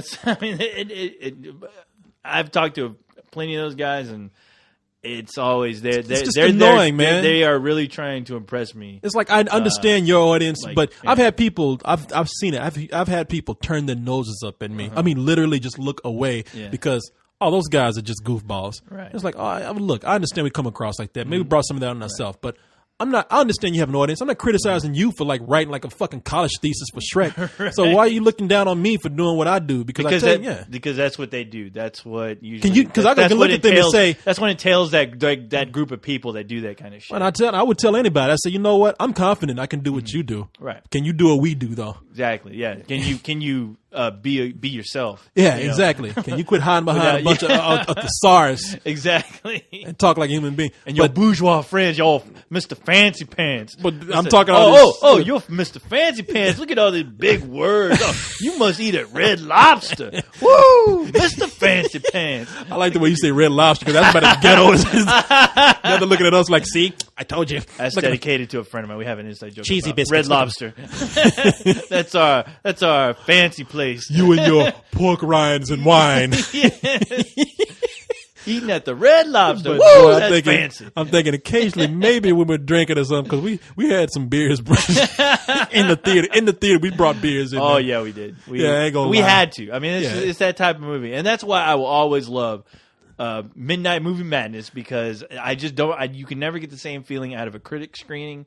Never, ever. Well, can you have that feeling? Those People are there. They're wanting to be entertained, and fuck, you better entertain them, or they're gonna just laugh at your ass. And they would laugh at them because Exactly. all those kids, because people call me a pervert, or whatever. But I love seeing movies with these high school students. Oh yeah, because they don't give a shit. They don't care. No, they're there to fucking party their ass off, and that's exactly what they do. That's why I love going to them. I will always love that experience. Did you like that time we saw Quarantine? Oh shit, And that was those kids- insane. Yeah, that And was they were about to break that projection exactly window open. as soon as like towards the end where you discover that the lead character goes into that room with all those newspaper clippings. All of a sudden, like the sound like clicks out, and part of the audience was wondering, "Is this part of the movie?" Hey, and you couldn't hear shit, and they started like hollering at the projectionist.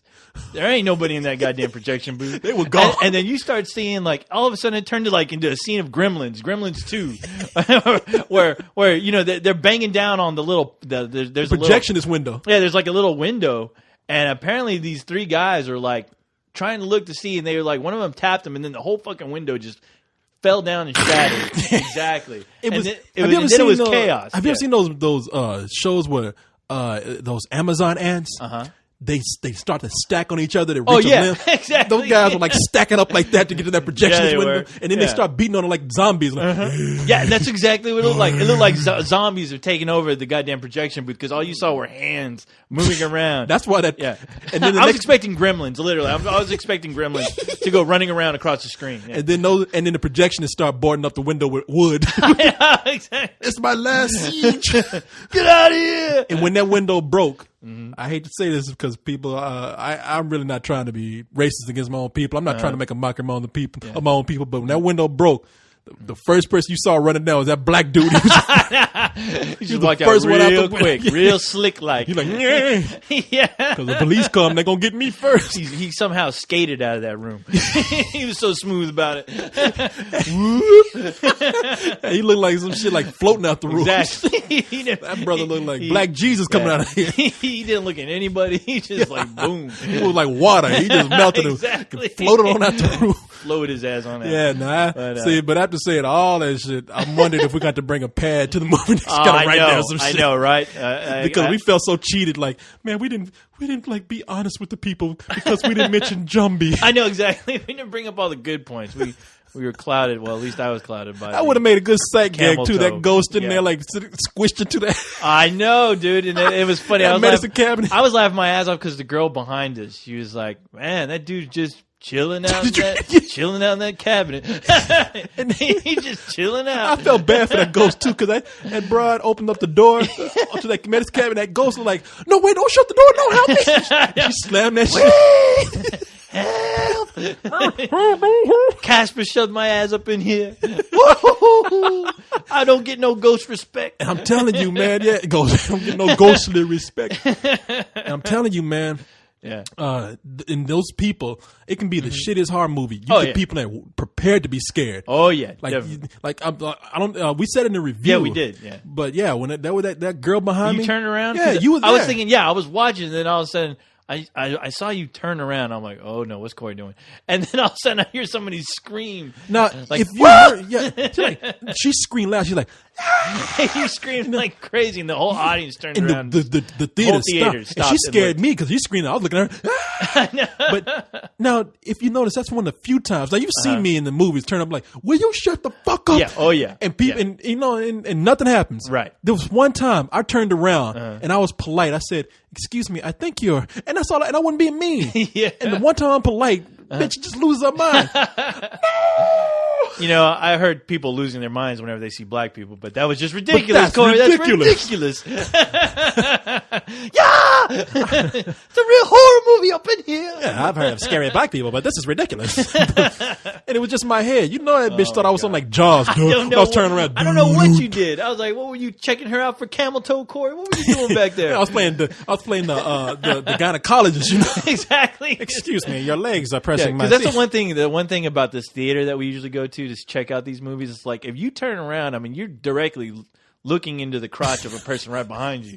So it's kind of strange. And maybe that's what it was because you can't really see my shoulders. So Yeah. maybe she thought my head was spinning backwards. Excuse me. It looked like that scene. It probably looked like that scene from Evil Dead 2 when Ash's girlfriend's head is right in his lap. He's like, excuse me. Yeah. Dead by dawn. Dead by tongue. She thought she had the black exorcist going on in there. My head spun around. Pardon me. She thought I was going to How do you do? She thought it was like a reanimator where I was going to shove my head between her legs.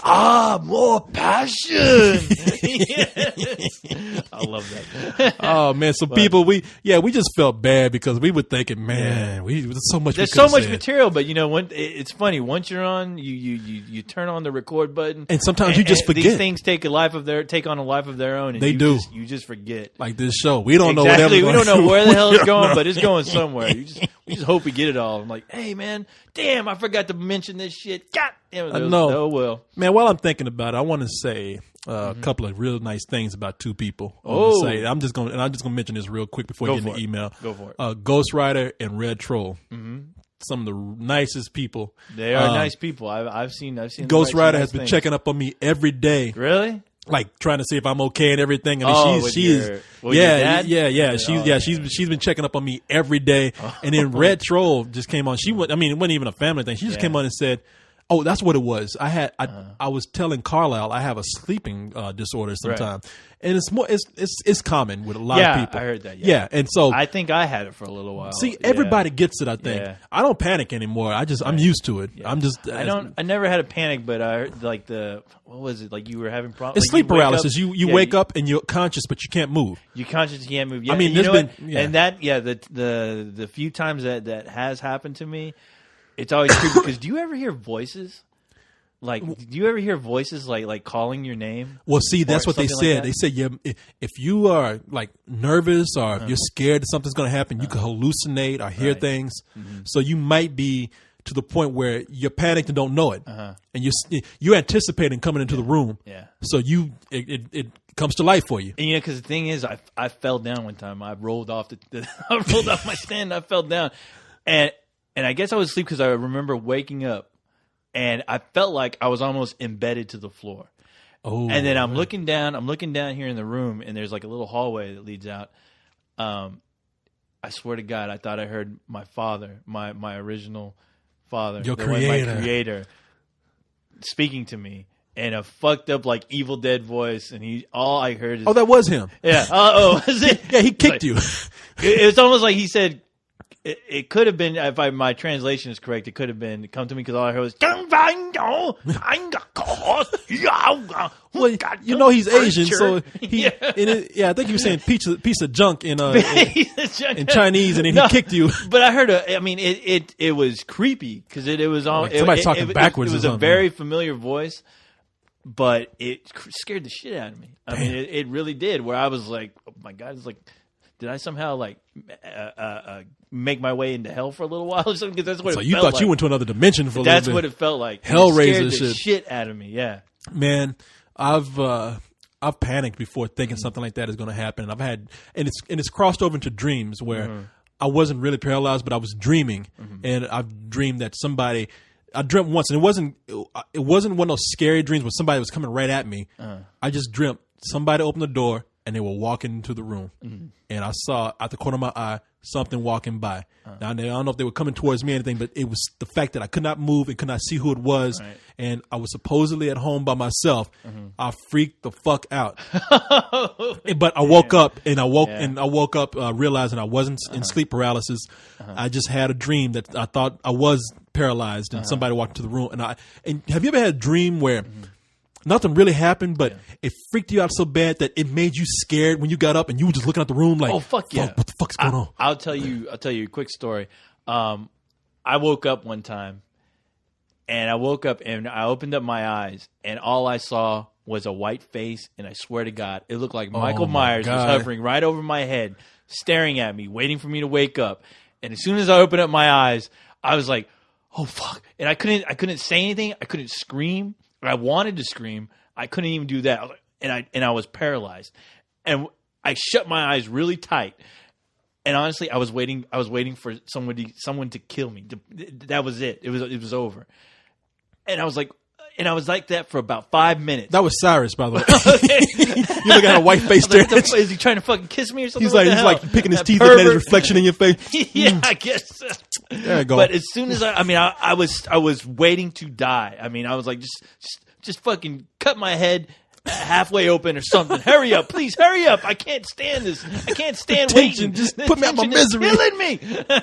But as soon as I was like, all right, and I almost had I pried my eyes open just because I was like, and as soon as I calmed down, I realized the window was open.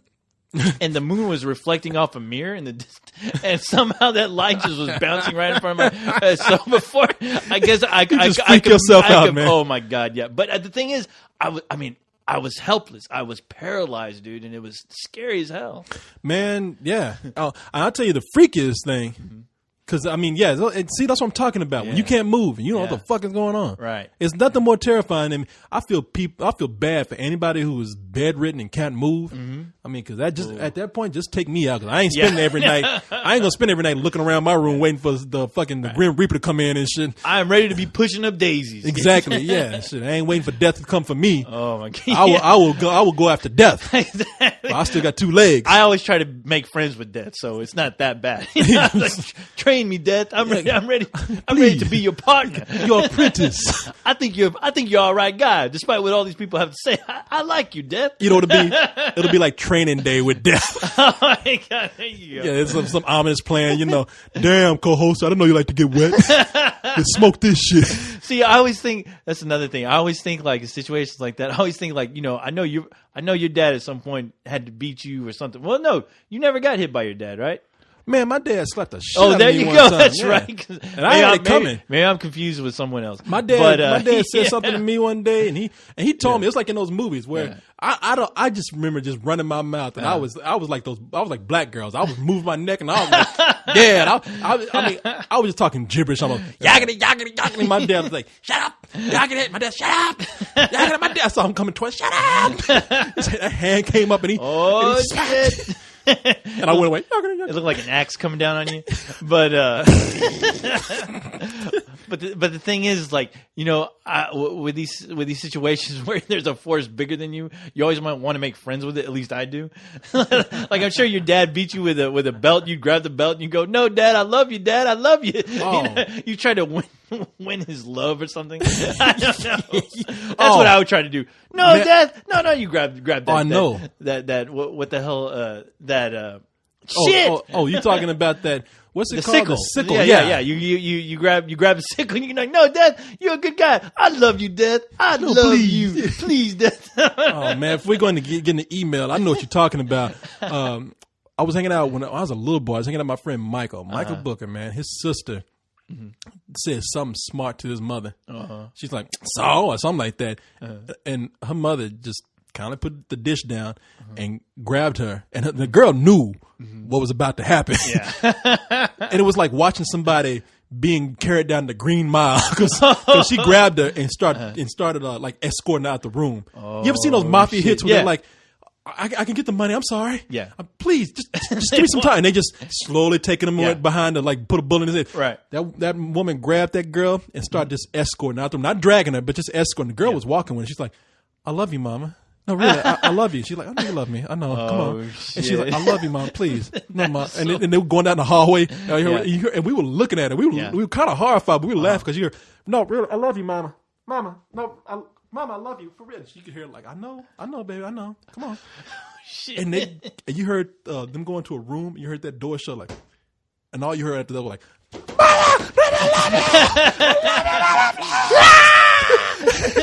you just scratch at the door. I think we were down the hallway. We saw her run out the hallway, and then she got pulled back in. Claw marks on. It looked like that. Like quarantine. Yeah. A wreck. Yeah. But it sounded like somebody was being dismembered. Yeah. And we were sitting in the living room laughing. Oh, you can't help but laugh when that shit happens. Oh, man. So you want to get into some email? Yes, man? Let's get into some email. Okay, people, I got to tell you, we were talking about doing a show for a couple of cold ones on Wednesday. And we said, just send us a whole lot of emails so we can read some of them. Well, I got bombarded with emails. So listen, some of these questions are meant for a cacao, but we're gonna read them for Let's Do This. All right. I'm sorry, people. Sorry. That's just the way it is. I know you hate that. So we're just gonna go down the line because a lot of them. So let's start out with our first email here Okay. from Alvin. Alvin. Yeah. Alvin. I know. I wanted That's to do lame. that. I know. I caught myself. I did it for you, Corey. I sacrificed myself. Oh shit! Yeah. Oh, wait. No question. It's a question. It's a Dark Knight question. He says sorry. Let's entertain it because I've heard so much bitching about no Dark Knight questions. That's like the running joke now. Okay. All right. So it says this is a Dark Knight question, but a quick one, and so much about the movie. It says not so much about the movie. Oh, but all the right. money it's made. So if you don't mind, here it is. Do you guys think the re-release of The Dark Knight will make enough money to make it number one, beating the horrible Titanic?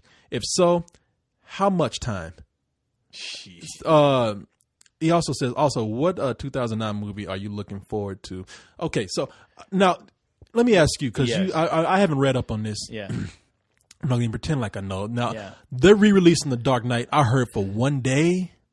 I don't know. Because a buddy of mine already got tickets for I know it's going to open Friday towards the end of January. I don't know. I don't know what exact date, but he got tickets for Saturday for the IMAX.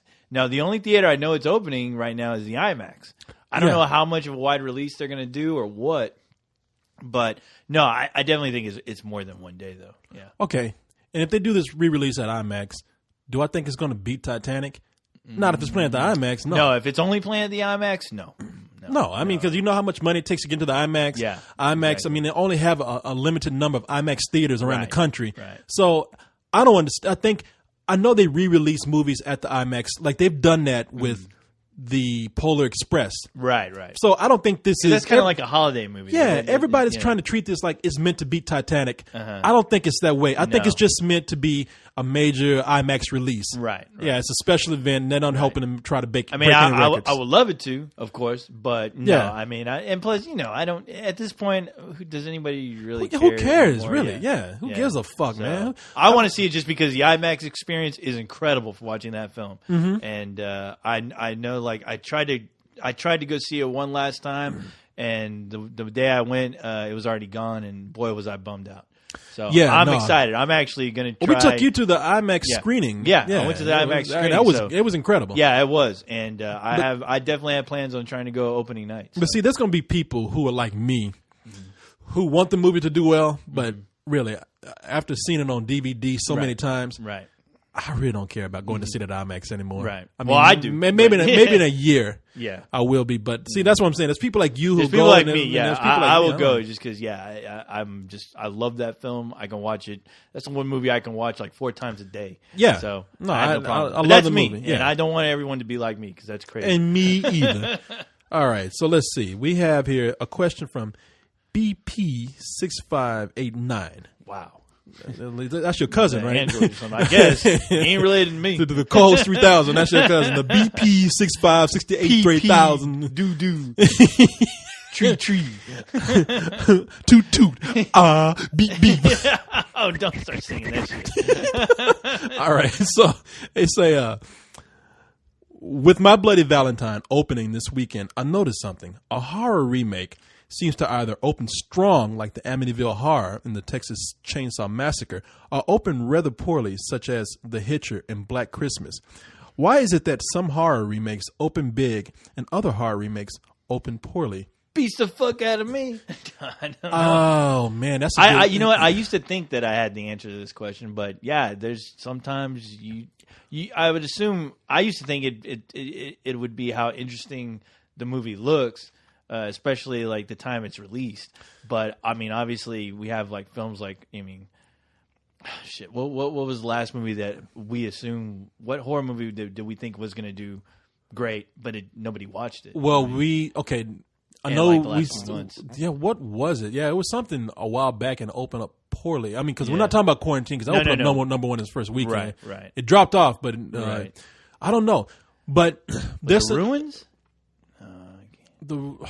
okay. Okay, Maybe yeah, The Ruins is one of. It's hard to tell because look, a lot of these movies that do well they're based on a property that everybody knows, like Texas Chainsaw Massacre, Right. Amityville Horror. That's gonna do well, yeah. Everybody knows those, and they have a supernatural element to them too. I mean, everybody knows Leatherface. Everybody knows Jason. Yeah.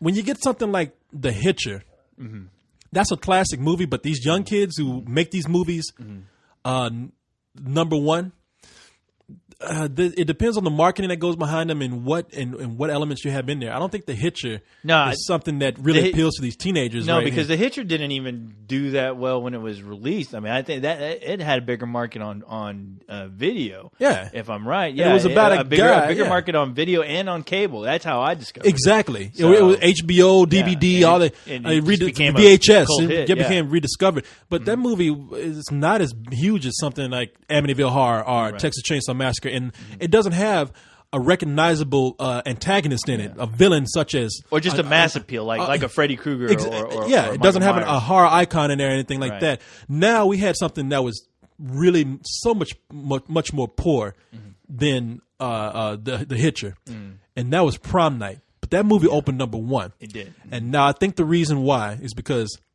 that movie had a lot of teenagers in it. It's about the And prom. it was about the prom. Yes. It's about the prom. And a lot of kids are going to go see, oh, my prom's coming up. I'm in high school. It's a movie about a killer at prom. Yeah. And they made the movie number one. You It get all was- your and- dumb friends and you go and you check it out and you have a good time. And it was a terrible movie. The Hitcher, for say what you will about it, not great, but ran circles around something like this movie. Because the Hitcher is one of those movies where, again, you had a villain. You don't know why he was coming after these people. You know why he was crazy. He kind of seemed like a sensible guy at first.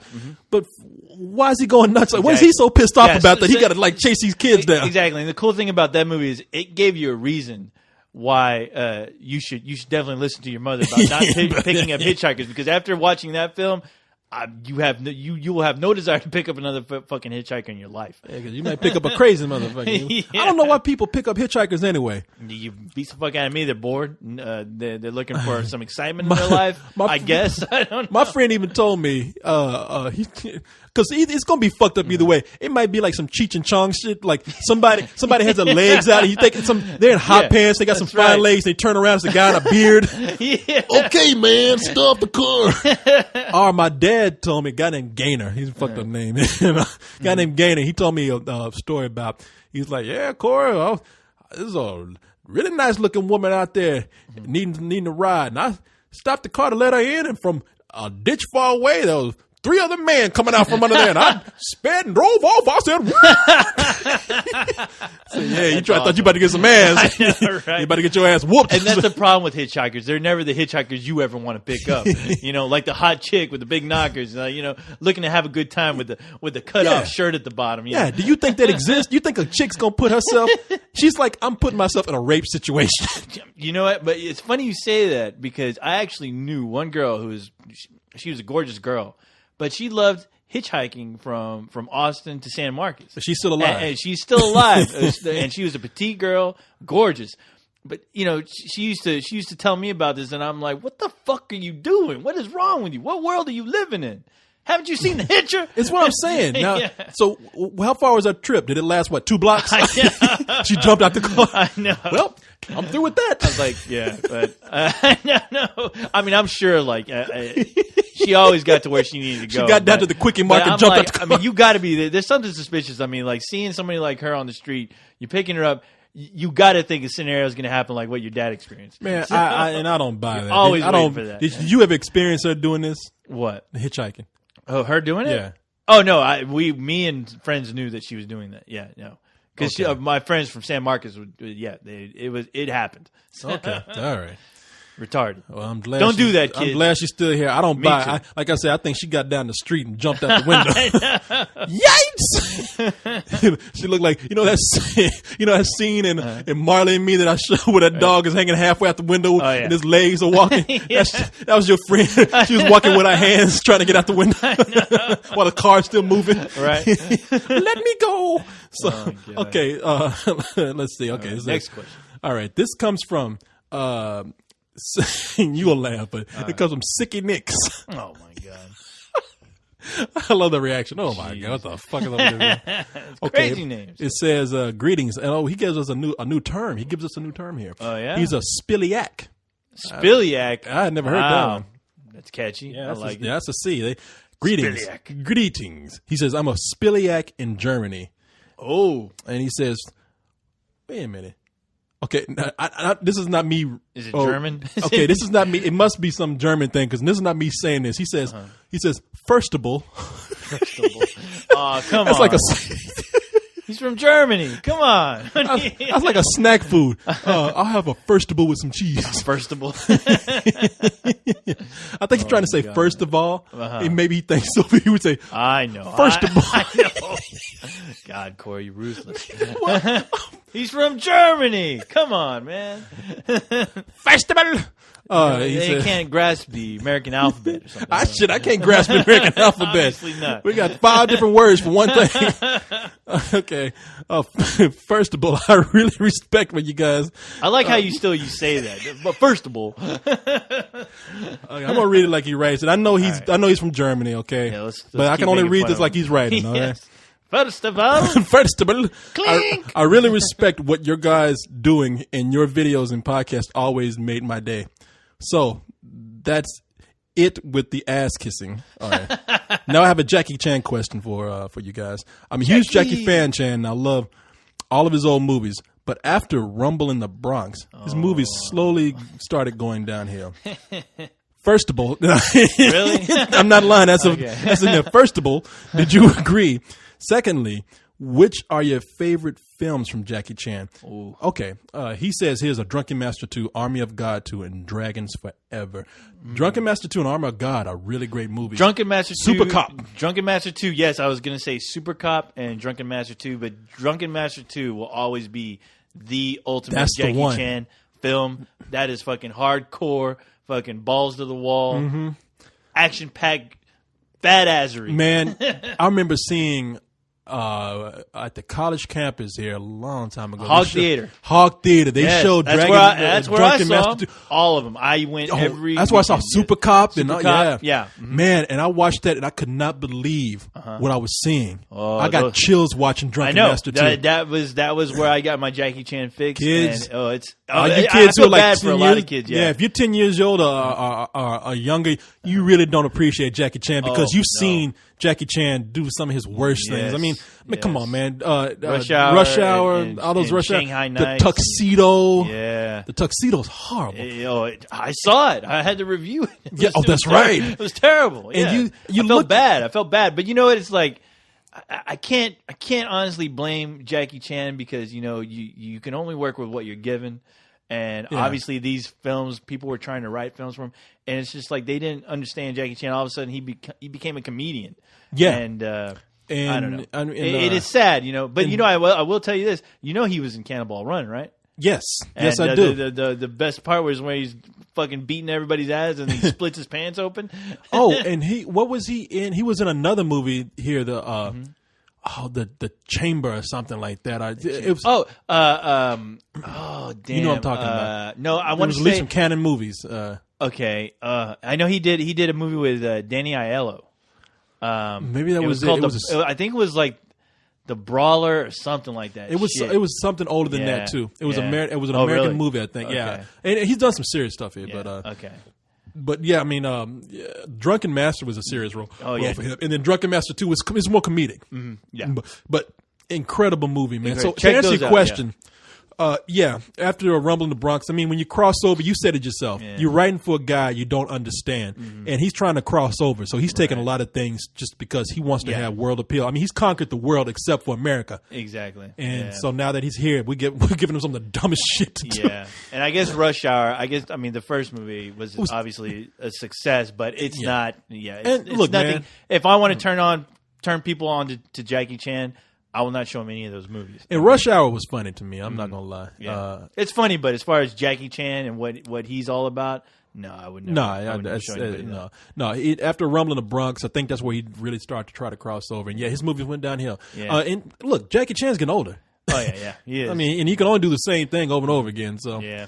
I mean that guy's like over 50 now, and you can. But I'm tell always that he's rooting. going I'm down. always rooting for him. I always think at least someday somebody will put him in a badass movie like Hero or something, to where hopefully he can really shine if he wants to do that. Here's a very basic question. I'm not going to even go into it because I mean we can. You can go all day with Shoot, this. Corey. Taylor says, "Is there any movie or actor or actress that was snubbed from the Oscars that you believe should have been nominated or maybe even won the award?" I mean, look, you can look throughout history, and I mean, and it's based on opinion too. Oh yeah. Oh, I always talk about how I thought Saving Private Ryan should have won Best Picture over Shakespeare in Love. If you look at what do you call it, Martin Scorsese's career. Tons of movies you think Raging Bull should have won the year that it was out. Taxi Driver, for crying out loud. Goodfellas, all those movies have been. Yeah, he's been. It's almost a joke how he's been just not given the attention that he should have from the Oscars. Right. Woody Allen, some people argue, is another guy like that. Yeah. So I mean, yeah, there are, man. You can go on and on. That's such a broad question. I mean, you can't really pinpoint it. Yeah. And like I said, you might have your favorites, and it might be different from somebody else. Leon believed very strongly that Shakespeare in Love should have got Best Picture. So what am I going to tell him? I mean, hey, and good for him. It won, and he was satisfied. And they're two completely different films. So, I disagree, but that's the thing. It's two different tastes. Right. I mean, he's not wrong. I'm not wrong. Right. All right. So anyway, let's move on to the next. Yeah, fuck your question. So that took the soul out of you, Corey. First of all. Okay. So here's a question from Jordan Cobb, who says, Mr. Cobb. I have a question. Okay. Well, all right. Yeah, of course you have a question. I'm something really obvious. I have a question. Have any of you guys seen a straight-to-DVD movie that you guys thought would do well in theaters? It's a good question. All right. Well, I have mine. What is it? Equilibrium. That movie I rented almost on a whim, just because I was like, well, there's Christian Bale. It's the guy from American Psycho. It kind of looks like a Matrix ripoff. The cover, is telling me that, but fuck it. I don't know what else to rent, so I'll rent this. I rented it. I checked it out. Well, I say I rented it, actually. Okay, all right. But you did what you had to do. Holy Jesus, did that movie just blow me the fuck away? I mean, I felt like I stumbled upon a gold gem in the movie world that nobody had ever seen. After I saw that movie, I called almost every one of my friends who I knew would appreciate this movie. I showed it to them, and they were equally as blown away. And my God, it seemed like a ripple effect as far as friends I knew who were recommending that movie to other people. But me personally, I think that I can watch that movie more than I can The Matrix. I think Taye Diggs, I think that's probably his best performance in that movie, as far as just intensity from Taye Diggs, and it really it blew me away. The action scenes, I think, are still by far probably the best action sequences I've seen in the longest time. Well, even then, I'm wondering if technically, I think it was released very shortly, and because I saw it in the theater. Yeah, you told me you saw it in the theater, but I think that was just like a sneak peek. Well, it was a press screening. It was a press. It was a press screening, and I think I heard that it was released for a weekend or something somewhere. I'm not sure, so you could be right. I mean, I think that it did go somewhere for a little while. I myself, I don't have any. I can't think of anything. Yeah. I've seen so many things that I felt should have gone straight to DVD, but I have yet to see anything really that worthy of a movie. Yeah. You know what's funny is after I saw, like, while I was watching Equilibrium, I told myself, and it's funny because I was like, wow, fucking this guy Christian Bale, he should be fucking Batman. And then, of course, I heard later on, when I heard the news, it blew me away. It's like somebody read my mind, and I was so like, fuck yeah. It was great. It was like dream casting come true. Wow! Thank God for it. See, I know things. The power of insight, foresight, more sight. The clock on the wall reads a quarter past midnight. Damn! I remember. People like, the fuck are they talking about? Yeah, it's it's that satanic beard kicking in. Reads a quarter past midnight. All right, man. Well, that's a good question. If I think of something, I will, but I really can't think of anything that I've seen. I've seen some imports from other countries that I thought maybe should have played in theaters, but it really didn't. So, all right, let's go ahead and see what we got here. We have a question from Patrick. I'll tell you one movie that I thought I saw on DVD that I thought should get a wider release and it only played for a week. Idiocracy. There you go. That movie played for a week here in Austin. Everywhere else, it played in another city. Everywhere else, they just dumped it. And I was shocked, you know. Yeah. And obviously, the rumor behind that was the studio had no idea how to market that film. So, so they kind of just threw it out there. Okay, so let's see here. See that movie if you haven't. Look for it. Mm-hmm. All right. Patrick says, "Oh yeah, that was a Mike Judge movie, by the way." Yes. Too. Yeah. Oh, okay. Patrick says, "Good day, sir. I was just wondering." Good evening. Yeah, good evening. I was just wondering, seeing that Halloween has been remade and Friday the 13th is getting a complete and total reboot, what do you think will happen to Freddy Krueger? Do we expect a remake or a total reboot or nothing at all? They have been talking about doing that reboot for a while. Yeah, they I think they're still in the process of trying to get the rights. I mean, I know Platinum Dunes, they obviously want to do it, but I don't think they have the go from whoever's holding the rights to I guess New Line. Well, Wes Craven was all about it too, I think. Yeah. And I think he wanted to do it. In fact, I think I don't know, is he helping to produce that I don't movie, know. Last House on the Left? Yes. That's his movie. I think he's a producer on that, yeah. So, Okay. But no, as far as that whole Nightmare on Elm Street thing, I mean, I'm sorry, but yeah, Robert Englund will always be Freddy Krueger. I mean, for crying out loud, I thought he did a damn good job in Freddy vs. Jason. I mean, it's still the same character and is very true to what it is. So I don't know why you need to replace him. I mean, he's obviously covered in tons of makeup. Now, I wish they'd make a fucking good Nightmare on Elm Street film. I mean, and the thing is, I've said this time and time again, I don't know if it's a rumor, but Peter Jackson apparently wrote a Nightmare on Elm Street script. I think he wrote it for part 4 or part 5, but apparently the studio just for whatever reason didn't make it, and they haven't. The rumor is it's in a vault somewhere, and I would kill to read a Peter Jackson script about Freddy Krueger. Well, crying out loud. I think it's. I think they want to make it. I'm looking online and everything. They've been wanting to make it. I mean, Platinum Dunes even announced. Well, they have they say they want to do a 2010 release, right? And they even have a director. There's some guy named Wesley Strick. Oh yeah. And Wes Craven is on board as a writer. Oh, he is? So okay. Perhaps in 2010 they will do this. Now, my opinion on Nightmare on Elm Street. Have you seen the original Nightmare on Elm Street lately? No, I watch it almost every year, to be honest. Okay. I love it. Okay. Do you know? I'm not a big fan of it. I came into the whole thing late. The first Nightmare on Elm Street movie that I saw was the second one, and that one is horrible. And you know what? It's horrible, but it definitely has some really great moments. There's some a story overall, not the best. But now, when's the last time you seen that? They got this really bad gay character in there. I mean, yeah. I mean, he's so poorly written, the stereotype, and I mean, it's not scary. Now, I've seen the first movie that I saw was that one. Then I saw Dream Warriors. That is my favorite. Dream Warriors will always be my epic. Yeah, that is a great movie. Yes, that is, because it's not only just a horror movie; it's a fantasy film. It's an adventure movie. It's and the guy who wrote it was the guy who directed one of your favorite movies. We talked to who.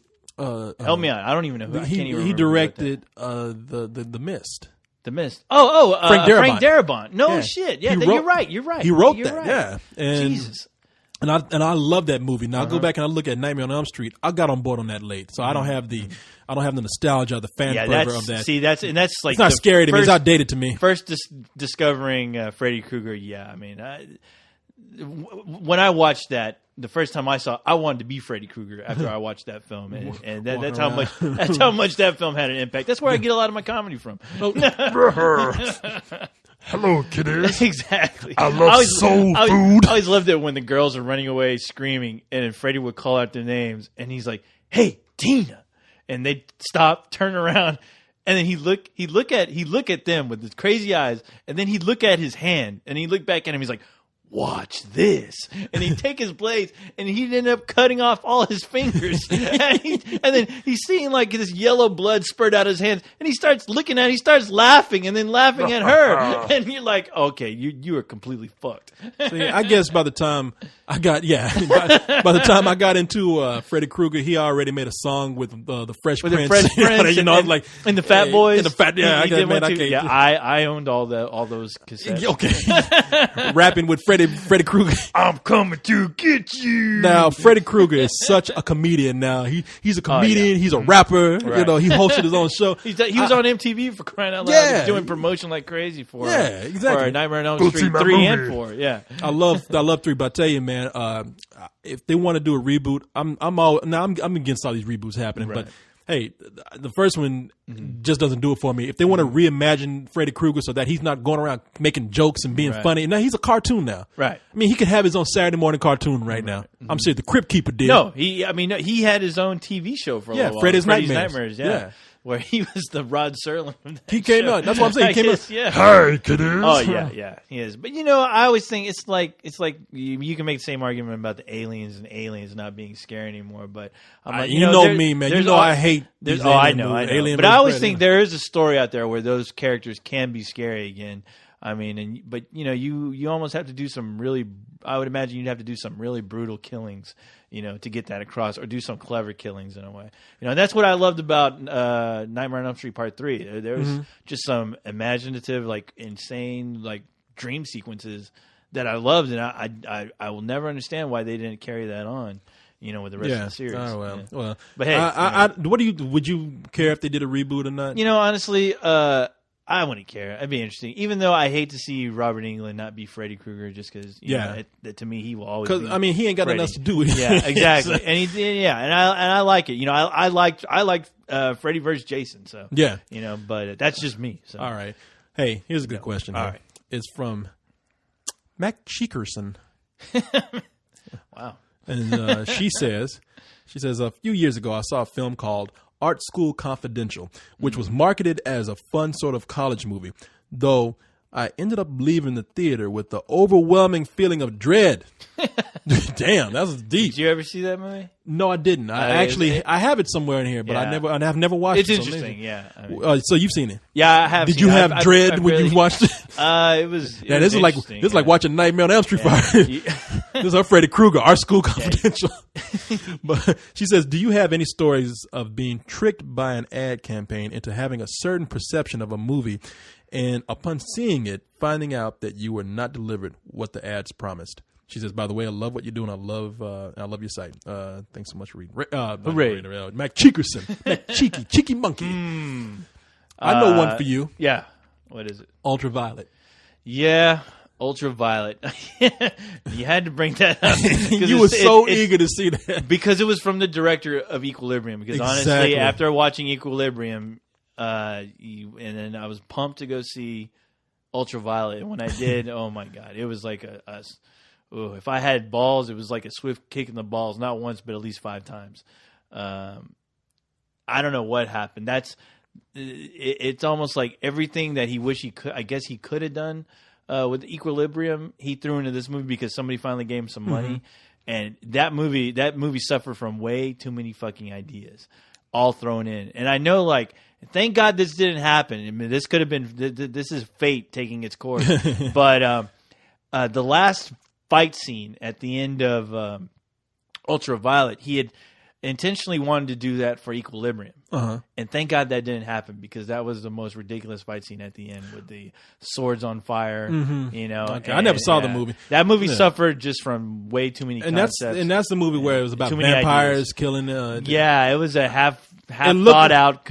It looked like Speed Racer, but it was about vampires. No. It was badly put together. Well, speaking of Speed Racer, I remember and you're going to think I'm silly, but I knew Speed Racer was going to be this visual movie, and I knew it was going to be kind of over the top, but I didn't expect it. I knew it was going to be somewhat a tamed down movie that the Wachowski brothers did for children, but I didn't expect it to be as goofy as it was. I mean, the trailers pitched it as, we're going to be a visual movie. We're not going to be very violent, but we're going to be kind of take this seriously and be badass with it. Right. And the movie wasn't badass. It was goofy. It was goofy. It was a children's movie. And that's fine. It was pitched to me as something different. Yeah. I think if it was marketed honestly the way the movie was made, which is obviously a children's film, it would have done a lot better. I think it would have done a lot better too. Yeah. The other movie that I saw was Defiance. It's not a bad movie, but it's more of a drama than the action film that is being. The action day, okay. Because I marketed as. When I saw that trailer, you were in the room, and I was like, damn, Corey, I want to see that. You got to let me go. That's James Bond fighting Nazis. That's what you think. You think it's going to be James Bond? The way I described it as the way Jew the action Bond was versus going, the Nazis. yeah, exactly, man. I told people I was expecting this movie to open up like Terminator 2 with Robo Jews killing people. You know, I mean, that's why I sent in the review that we did. So I just ruined the review, but yeah. So when I saw it, it was a little slower and a little more of a drama, as I said, and I was like, all right, look, and I wouldn't even be. I'm not as shallow as to just want an action film, right? But it's just not that good in even its drama, right? So I don't know. There's a lot of movies that do that. I mean, I've seen so many movies where I thought it was marketed as one thing and it ended up being something else. Right. Sometimes it's better. Look, I gave not the best review to Marley and Me. I said it was okay, but I thought that movie was going to be a dumb dog movie. Right. It ended up being a movie about a family, and I liked the movie for that. So, you know what? Unbreakable, at least for me, the way that movie was marketed, it was almost marketed like a sequel to The Sixth Sense. And as soon as I'm sitting there in the theater with a bunch of old people. I mean, that same crowd that went out to see The Sixth Sense, that same crowd was in the room. Waiting to see The Sixth Sense Part 2, and when the story started to unfold, you were like, is this a comic book movie? Is this like a comic book origin I heard film? some people were hot after that movie. They Oh, were mad. no, there was people walking out like, I paid all that money for a stupid comic book movie. Boy, there was some people mad about and that I shit, loved man. it. I was like, wow. I was blown away. I loved because it, I had too. no idea that's what I was going to get. But I have to admit, though, I mean, I feel bad for those people because it was pitched as something else. Oh, yeah. And I know some people walked out of there and they're like, God damn it, these funny books again. I've been bamboozled. I've been hornswoggled. Uh-oh, man. Yes. Uh-oh. What's wrong? What's wrong? What's going on? Speak to me. I got an email here from Suicide for Life. Ho, ho, ho. Oh shit, that's An new oxymoron. That's the new rapper right now. Suicide for Life. Suicide for life. Yeah, what the hell is going on with you? What rap group are you in? Yeah. This dude's in jail. It's a suicide. All right. For life. For life, motherfucker. I was dead before I was born. All right. It says, I guess for both of us, he says, what's up, Corey? What do you think about today's music? Some people say rap is dead and that rock sucks, but there is a lot of good underground rappers and good unknown rock groups. What are your thoughts about this? Wow. Yes, there is. I just got through talking to somebody last night. I mean, just to get right down to it. I love hip hop. Yeah. But today, I'm sorry, your mainstream hip hop is sounding the same. Yeah. I mean, I'm into the stuff that hip hop is so bland right now that I'm into shit that people do that they experiment with it and it's and it's crazy. I mean, okay, people, if you're not into hip hop, tune out for a second. Let me just recommend some things for some people out there. We'll get a glass of some oil. Yeah, exactly. I'll be right back. I'm talking about stuff like things from the Stone Throw label where you got people just experiment like they did like with jazz or experimental music. You got like Mad Lib doing stuff. You got MF Doom. You got Peanut Butter Wolf doing crazy things. And you got East Coast people like Kool Keith doing crazy shit. Kool Keith. Yeah, he's boy. He has like what 2-3 really good albums, and the rest of them the motherfuckers insane. Yeah, insane. Yeah, just insane. crazy. Yeah. I mean, but then again, you got some mainstream people who have gone off and done some things that are experimental, but they've been able to like maintain their audience and maintain their limelight within the mainstream. Outkast is a great example of that. Right. Outkast. Excuse me, but when they started out, excuse my language, when Outkast started out, they were Southern niggas, all right? I mean, they were scary white people. Yeah. And I never would have thought that they would have got to the point where you got Andre 3000 on stage in a green Wrigley spearmint suit talking about, hey. I mean, they crossed over. They had crossover hits, and it was good. Right. The Love Below, fucking great album, man. Big Boy is still remaining some of, you got he's more hip hop than Andre 3000 is sometimes, but still doing some great shit, man. You had some people like going out. I mean, Gnarls Barkley, that dude came from Goody Mob. Goody Mob would walk into a neighborhood that was white and immediately they wouldn't take 2 feet without being arrested by the cops. Yeah. That's how scared brothers looking like they just got out of jail with cornrows and afros and crazy looking shit.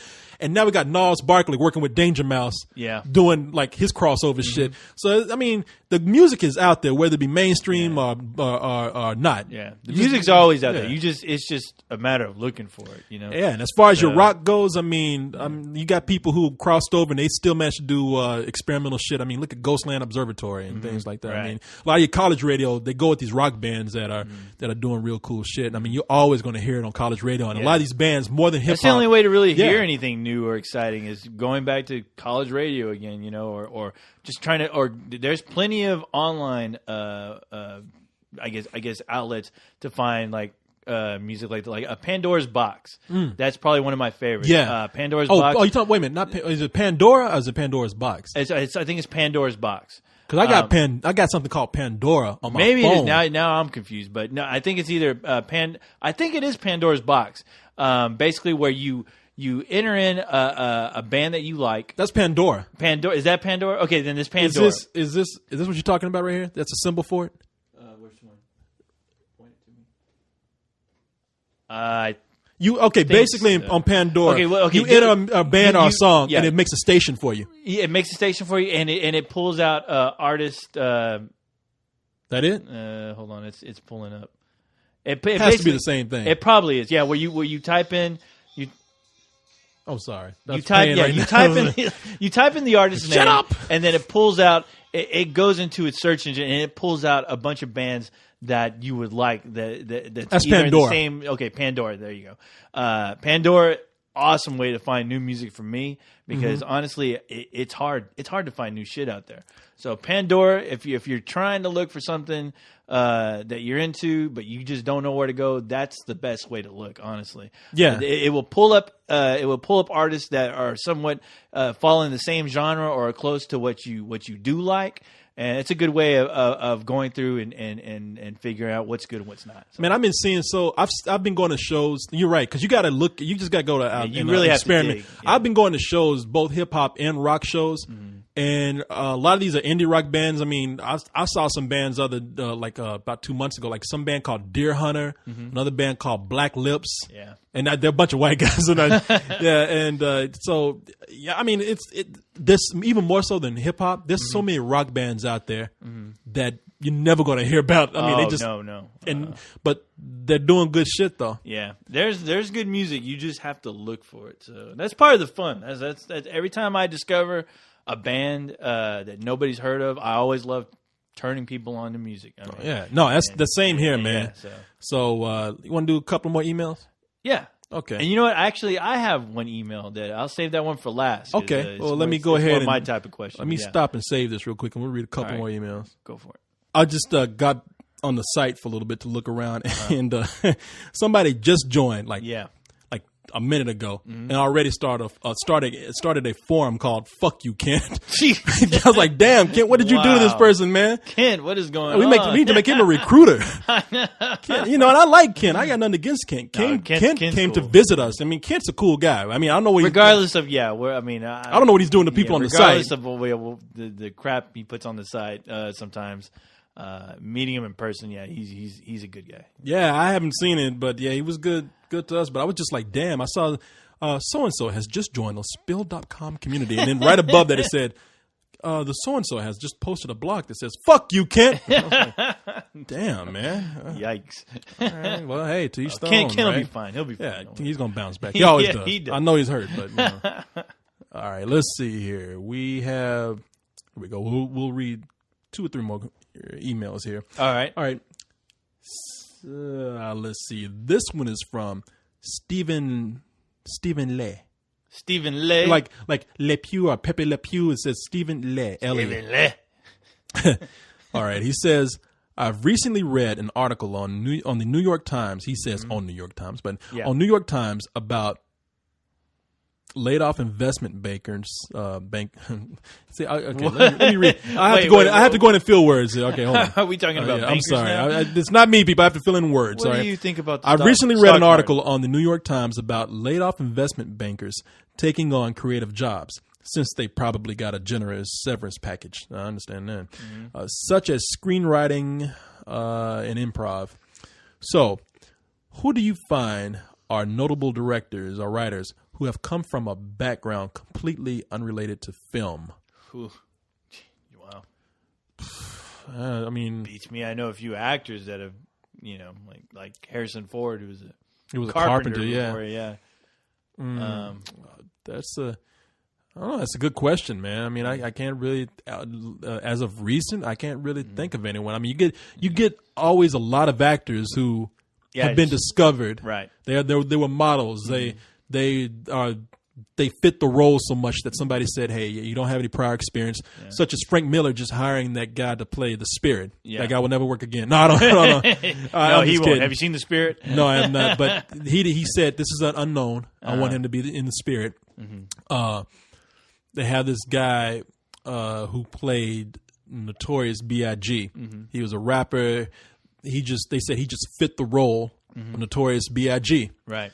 As far as people who come from, I mean, you're making it sound like who out there who has not, who might have been some sort of business person, right, or investment person has crossed over into doing creative stuff.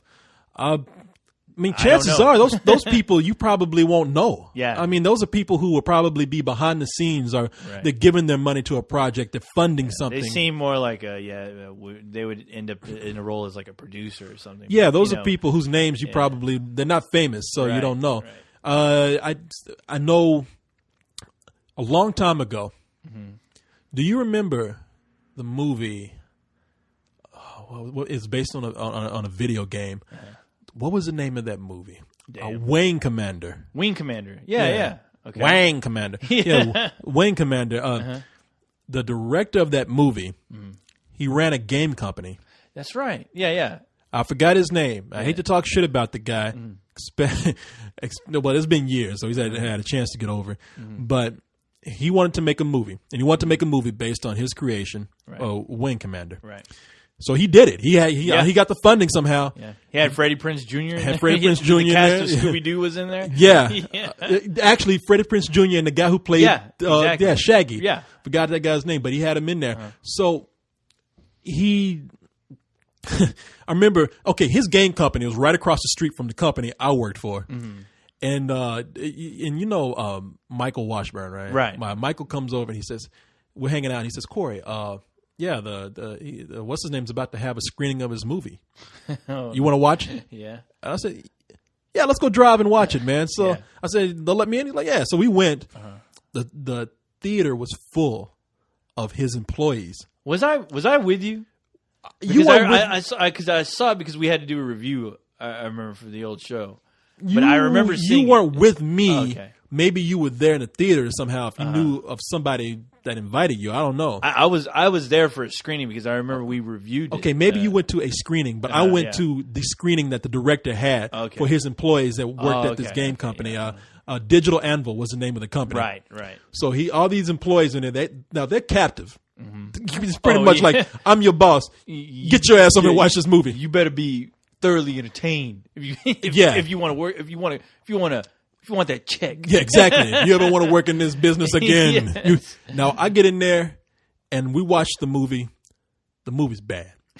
I mean, the movie's really bad. He made you watch it again. He thought it was so good. He comes out, hey, guys, you like it? And everybody's like, yeah, okay, yeah. Oh, you love it, huh? Yeah. Rewind it again. Let's watch it again. That shit. You guys, this is a full work day. You don't mind? Okay, all right. No, but that's what happened. He came after I fell asleep, woke up, the shit was still on. I looked at Michael. Michael was like, oh, shit. And so you talk about an epic fail. You talk about somebody trying to emulate something like Star Wars and it just failing miserably. Now, that guy, not only did he direct the movie, he had a little cameo in there where he was one of his the little fighter spaceships. All right, here I go, Fighter One coming in, and the audience kind of had to clap when he was on screen. Oh God! and so horrible. When it was all done, now if the movie had been great, employees they want nothing more but for their boss to succeed, especially if they made you sit down and watch something. And so the moment the lights went up, people would have gave it a standing ovation. They would have been like, "Yeah, oh my God. Yeah." Okay, so the movie's over, credits roll, lights go up.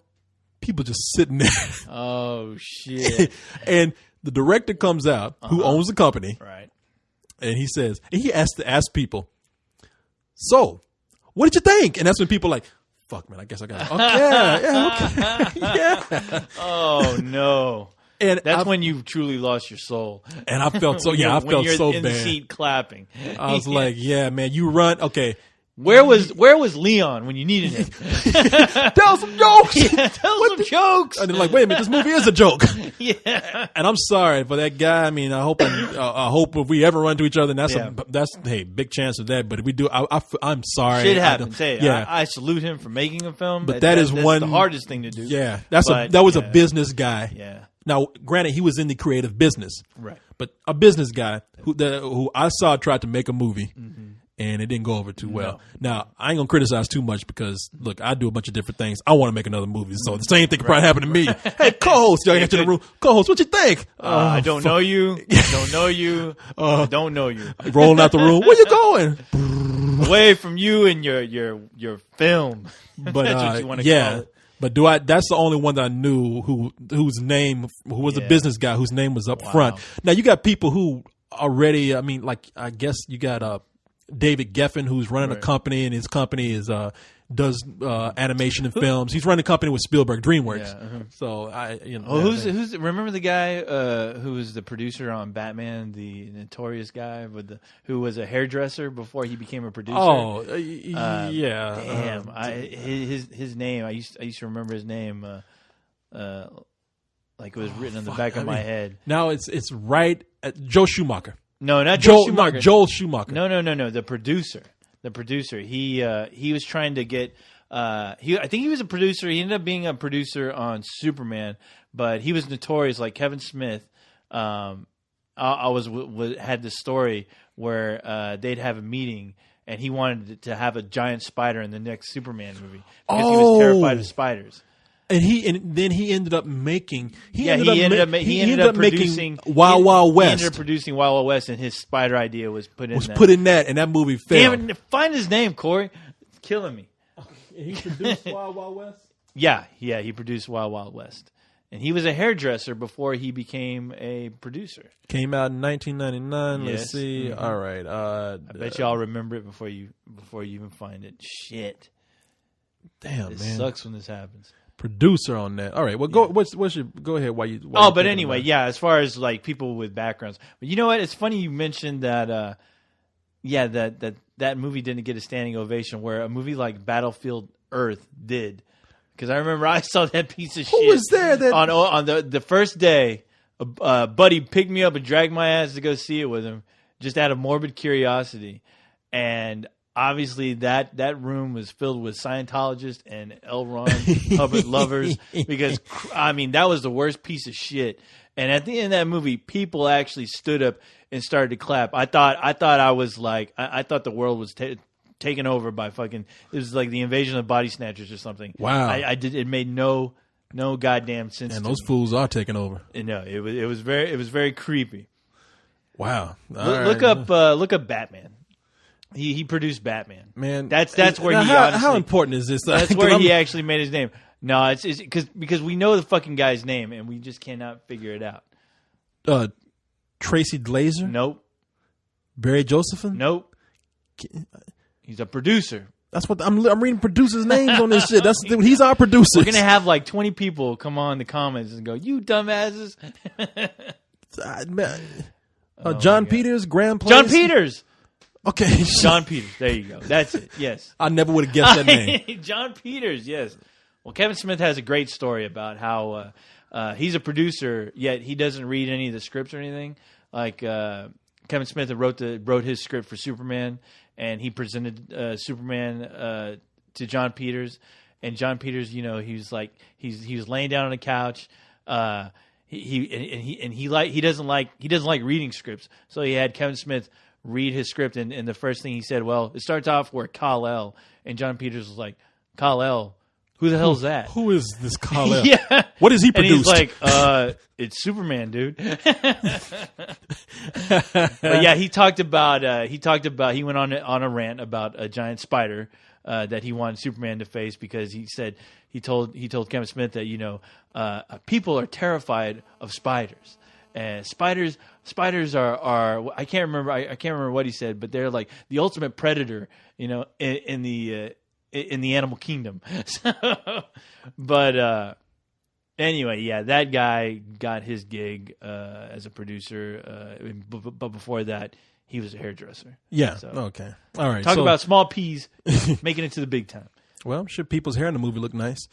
So let's see. All right. We have. We'll do one more here, and then we'll read the question you have. All right. Yes, I have a question. Question sent to me, Okay. folks. Okay. I'll answer this real quick, and then All we'll right. move on. What do you think of the Red Dawn remake coming out in 2010? I don't think about it. The Red Dawn? No, I don't think about it. I haven't even read anything about that. When I hear about a remake of something now, I'm just like, I Who don't cares? care. Yeah, who cares? I We'll mean, wait. really? Come All on. right, Corey. Are you ready for the last question of the night? Let's do this. We might as well end this on a On a good high note. Yes. All right. This was sent by Keith, where it was just sent to my comment page. Okay. On my page, and I liked it so much. I was like, you know what? You Fuck liked it so much, you have it like I'm going framed. to present it. I'm going to present it to Like the Academy to Awards. the people. Yes, and it says here, okay, if you could have any two female celebrities have an on-screen makeout session, who would they be, and how much would you be willing to pay for the price of admission to see these people make out? Okay. Corey? I don't know if it's this girl's name. I'm gonna look her name up. Meanwhile, you name yours. Ah, I okay. got two. This If is an it's- easy one for me, brother. All right. Get this, Corey. Picture it. Megan Fox. I knew she was gonna be there somewhere. And the chick from The Unborn, Odette Yusman. Imagine those two making out, and I swear to God, both of those girls better be in panties and wife beaters, and some camel toe action better be happening for the both of them. For that, to see that on the big screen, on the silver screen, I would pay $20. Okay. $20 to see it on the silver screen. In person to see it, I'd pay about $300. $300 to see In it person? live. Yeah, see them film it. Yes, in person. Okay. $300. That girl was good, but the other girl, the black girl in the movie, was hotter than that Odette. That girl was Yesman. so fucking annoying, though, man. But she ain't talking. She's making out. So I'm gonna say That's true. two Megans, and it's hot because they have the same name. Oh, really? Yeah, Megan Good and Megan Fox. Oh, well, as long as Megan Fox is in there, all right. But Yeah. you know, that girl was cute, but fucking A, was she annoying in that guy? Oh no, but that's what I'm saying. She got a tongue in her mouth from She Megan better. Fox. Yeah. So hey, look, it's all good right there. It is. I mean, we got panties, camel toes, and Yes. tongues going. We ain't got no talking. Woo! Now that is a movie. And that's one hell of a question, Keith. And you know what? I would love to see it in person, but I want it to be filmed so I can watch that over and over again. Oh, fuck yeah. I mean, hell. Sorry, people. Let Yeah, me I know. film. Let me film it. All right. Yeah. I'll get the best angles. I swear. I've given my life savings to film it. I swear to Alibaba. I will. Yeah, that will be an epic film. That's gonna be about a 4-hour film, Corey. I'd give all $300 of my life savings to be in the middle of that. Everything Yes. I got. Oh, I'd kill people. I'd kill you, Corey, to be in the middle of that awesome mash of beauty. My $300 in my Xbox 360. Yes. Oh man, that's I'll give 2 chocolate milks. You know what? And Corey's live. Be in the middle of that. a action. chocolate yoo-hoo. Yes. You know what? For a question like that I got to give some T-shirts to people. Oh, That's yeah? a T-shirt giving question right there. Really? You want to give a T-shirt to Keith? I got 3. I already. There's 2 people I know. Okay, Okay. When I get to New York, I'm gonna make sure you guys get your T-shirts. All right. I'm gonna make a note. Make sure.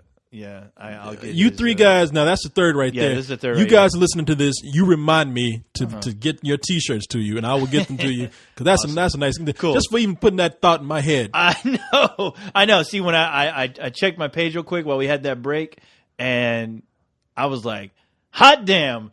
That, because as soon as I read that, boom, right in my head, I already visualized it. It already happened. It's good. Yes, That's and some good stuff. that is a question. It makes me think, and it provides something for the audience to think about. And Well, you know what? man. Honestly, I want to hear the audience's opinion on who they would like to see make out. So, hey, in the comments section, put up your crazy Now, fantasy. here's what's going to happen. Yeah, We're going to get all these girls saying, I would like to see these 2 guys make out. No. I don't. No, Wait, look, we won't allow that. We can't discriminate. We got No, we do that's that. true. We got to Yeah, let you- them put it up there. You do, and I'll be sure to do And it. because I know if they had Batman and Superman making out, you're gonna be enticed What? by it. Never. superheroes ain't supposed to do that. Girls, hey, look, if anybody want to do that in co-host comment section, put No. put all that up there. Yes. No, well, Yeah, if you're gonna do that, Mike, yeah, if you're a guy and you have the two girls, be sure to put the pictures of the girls up on that. I Make don't it all mind. worthwhile. Yes, Well, that I don't mind. you asked for trouble. But while I love got trouble. this, while I got this lovely image in my head right now, Uh-huh. I'm gonna go out on a good note here. All right. I'm gonna say good night to everybody. Oh, good night to all the spill. What that's the spill. Oh, the first- let me see. Spiliacs. First of all, let me think. First of all, we'd like to thank all the spiliacs. That's like a constable. First of all, Leroy Jenkins is here. Yes. And suicide for life for everyone. For life. You better look out, suicide for life. You might get arrested by Firstable Sicky Nicks. Spiliac is what he called it. Yes, Right? and don't forget PP 22 Toot, toot. Yeah, beep beep. Good night, All right, you lousy everybody. bastards. You punk ass people. See you.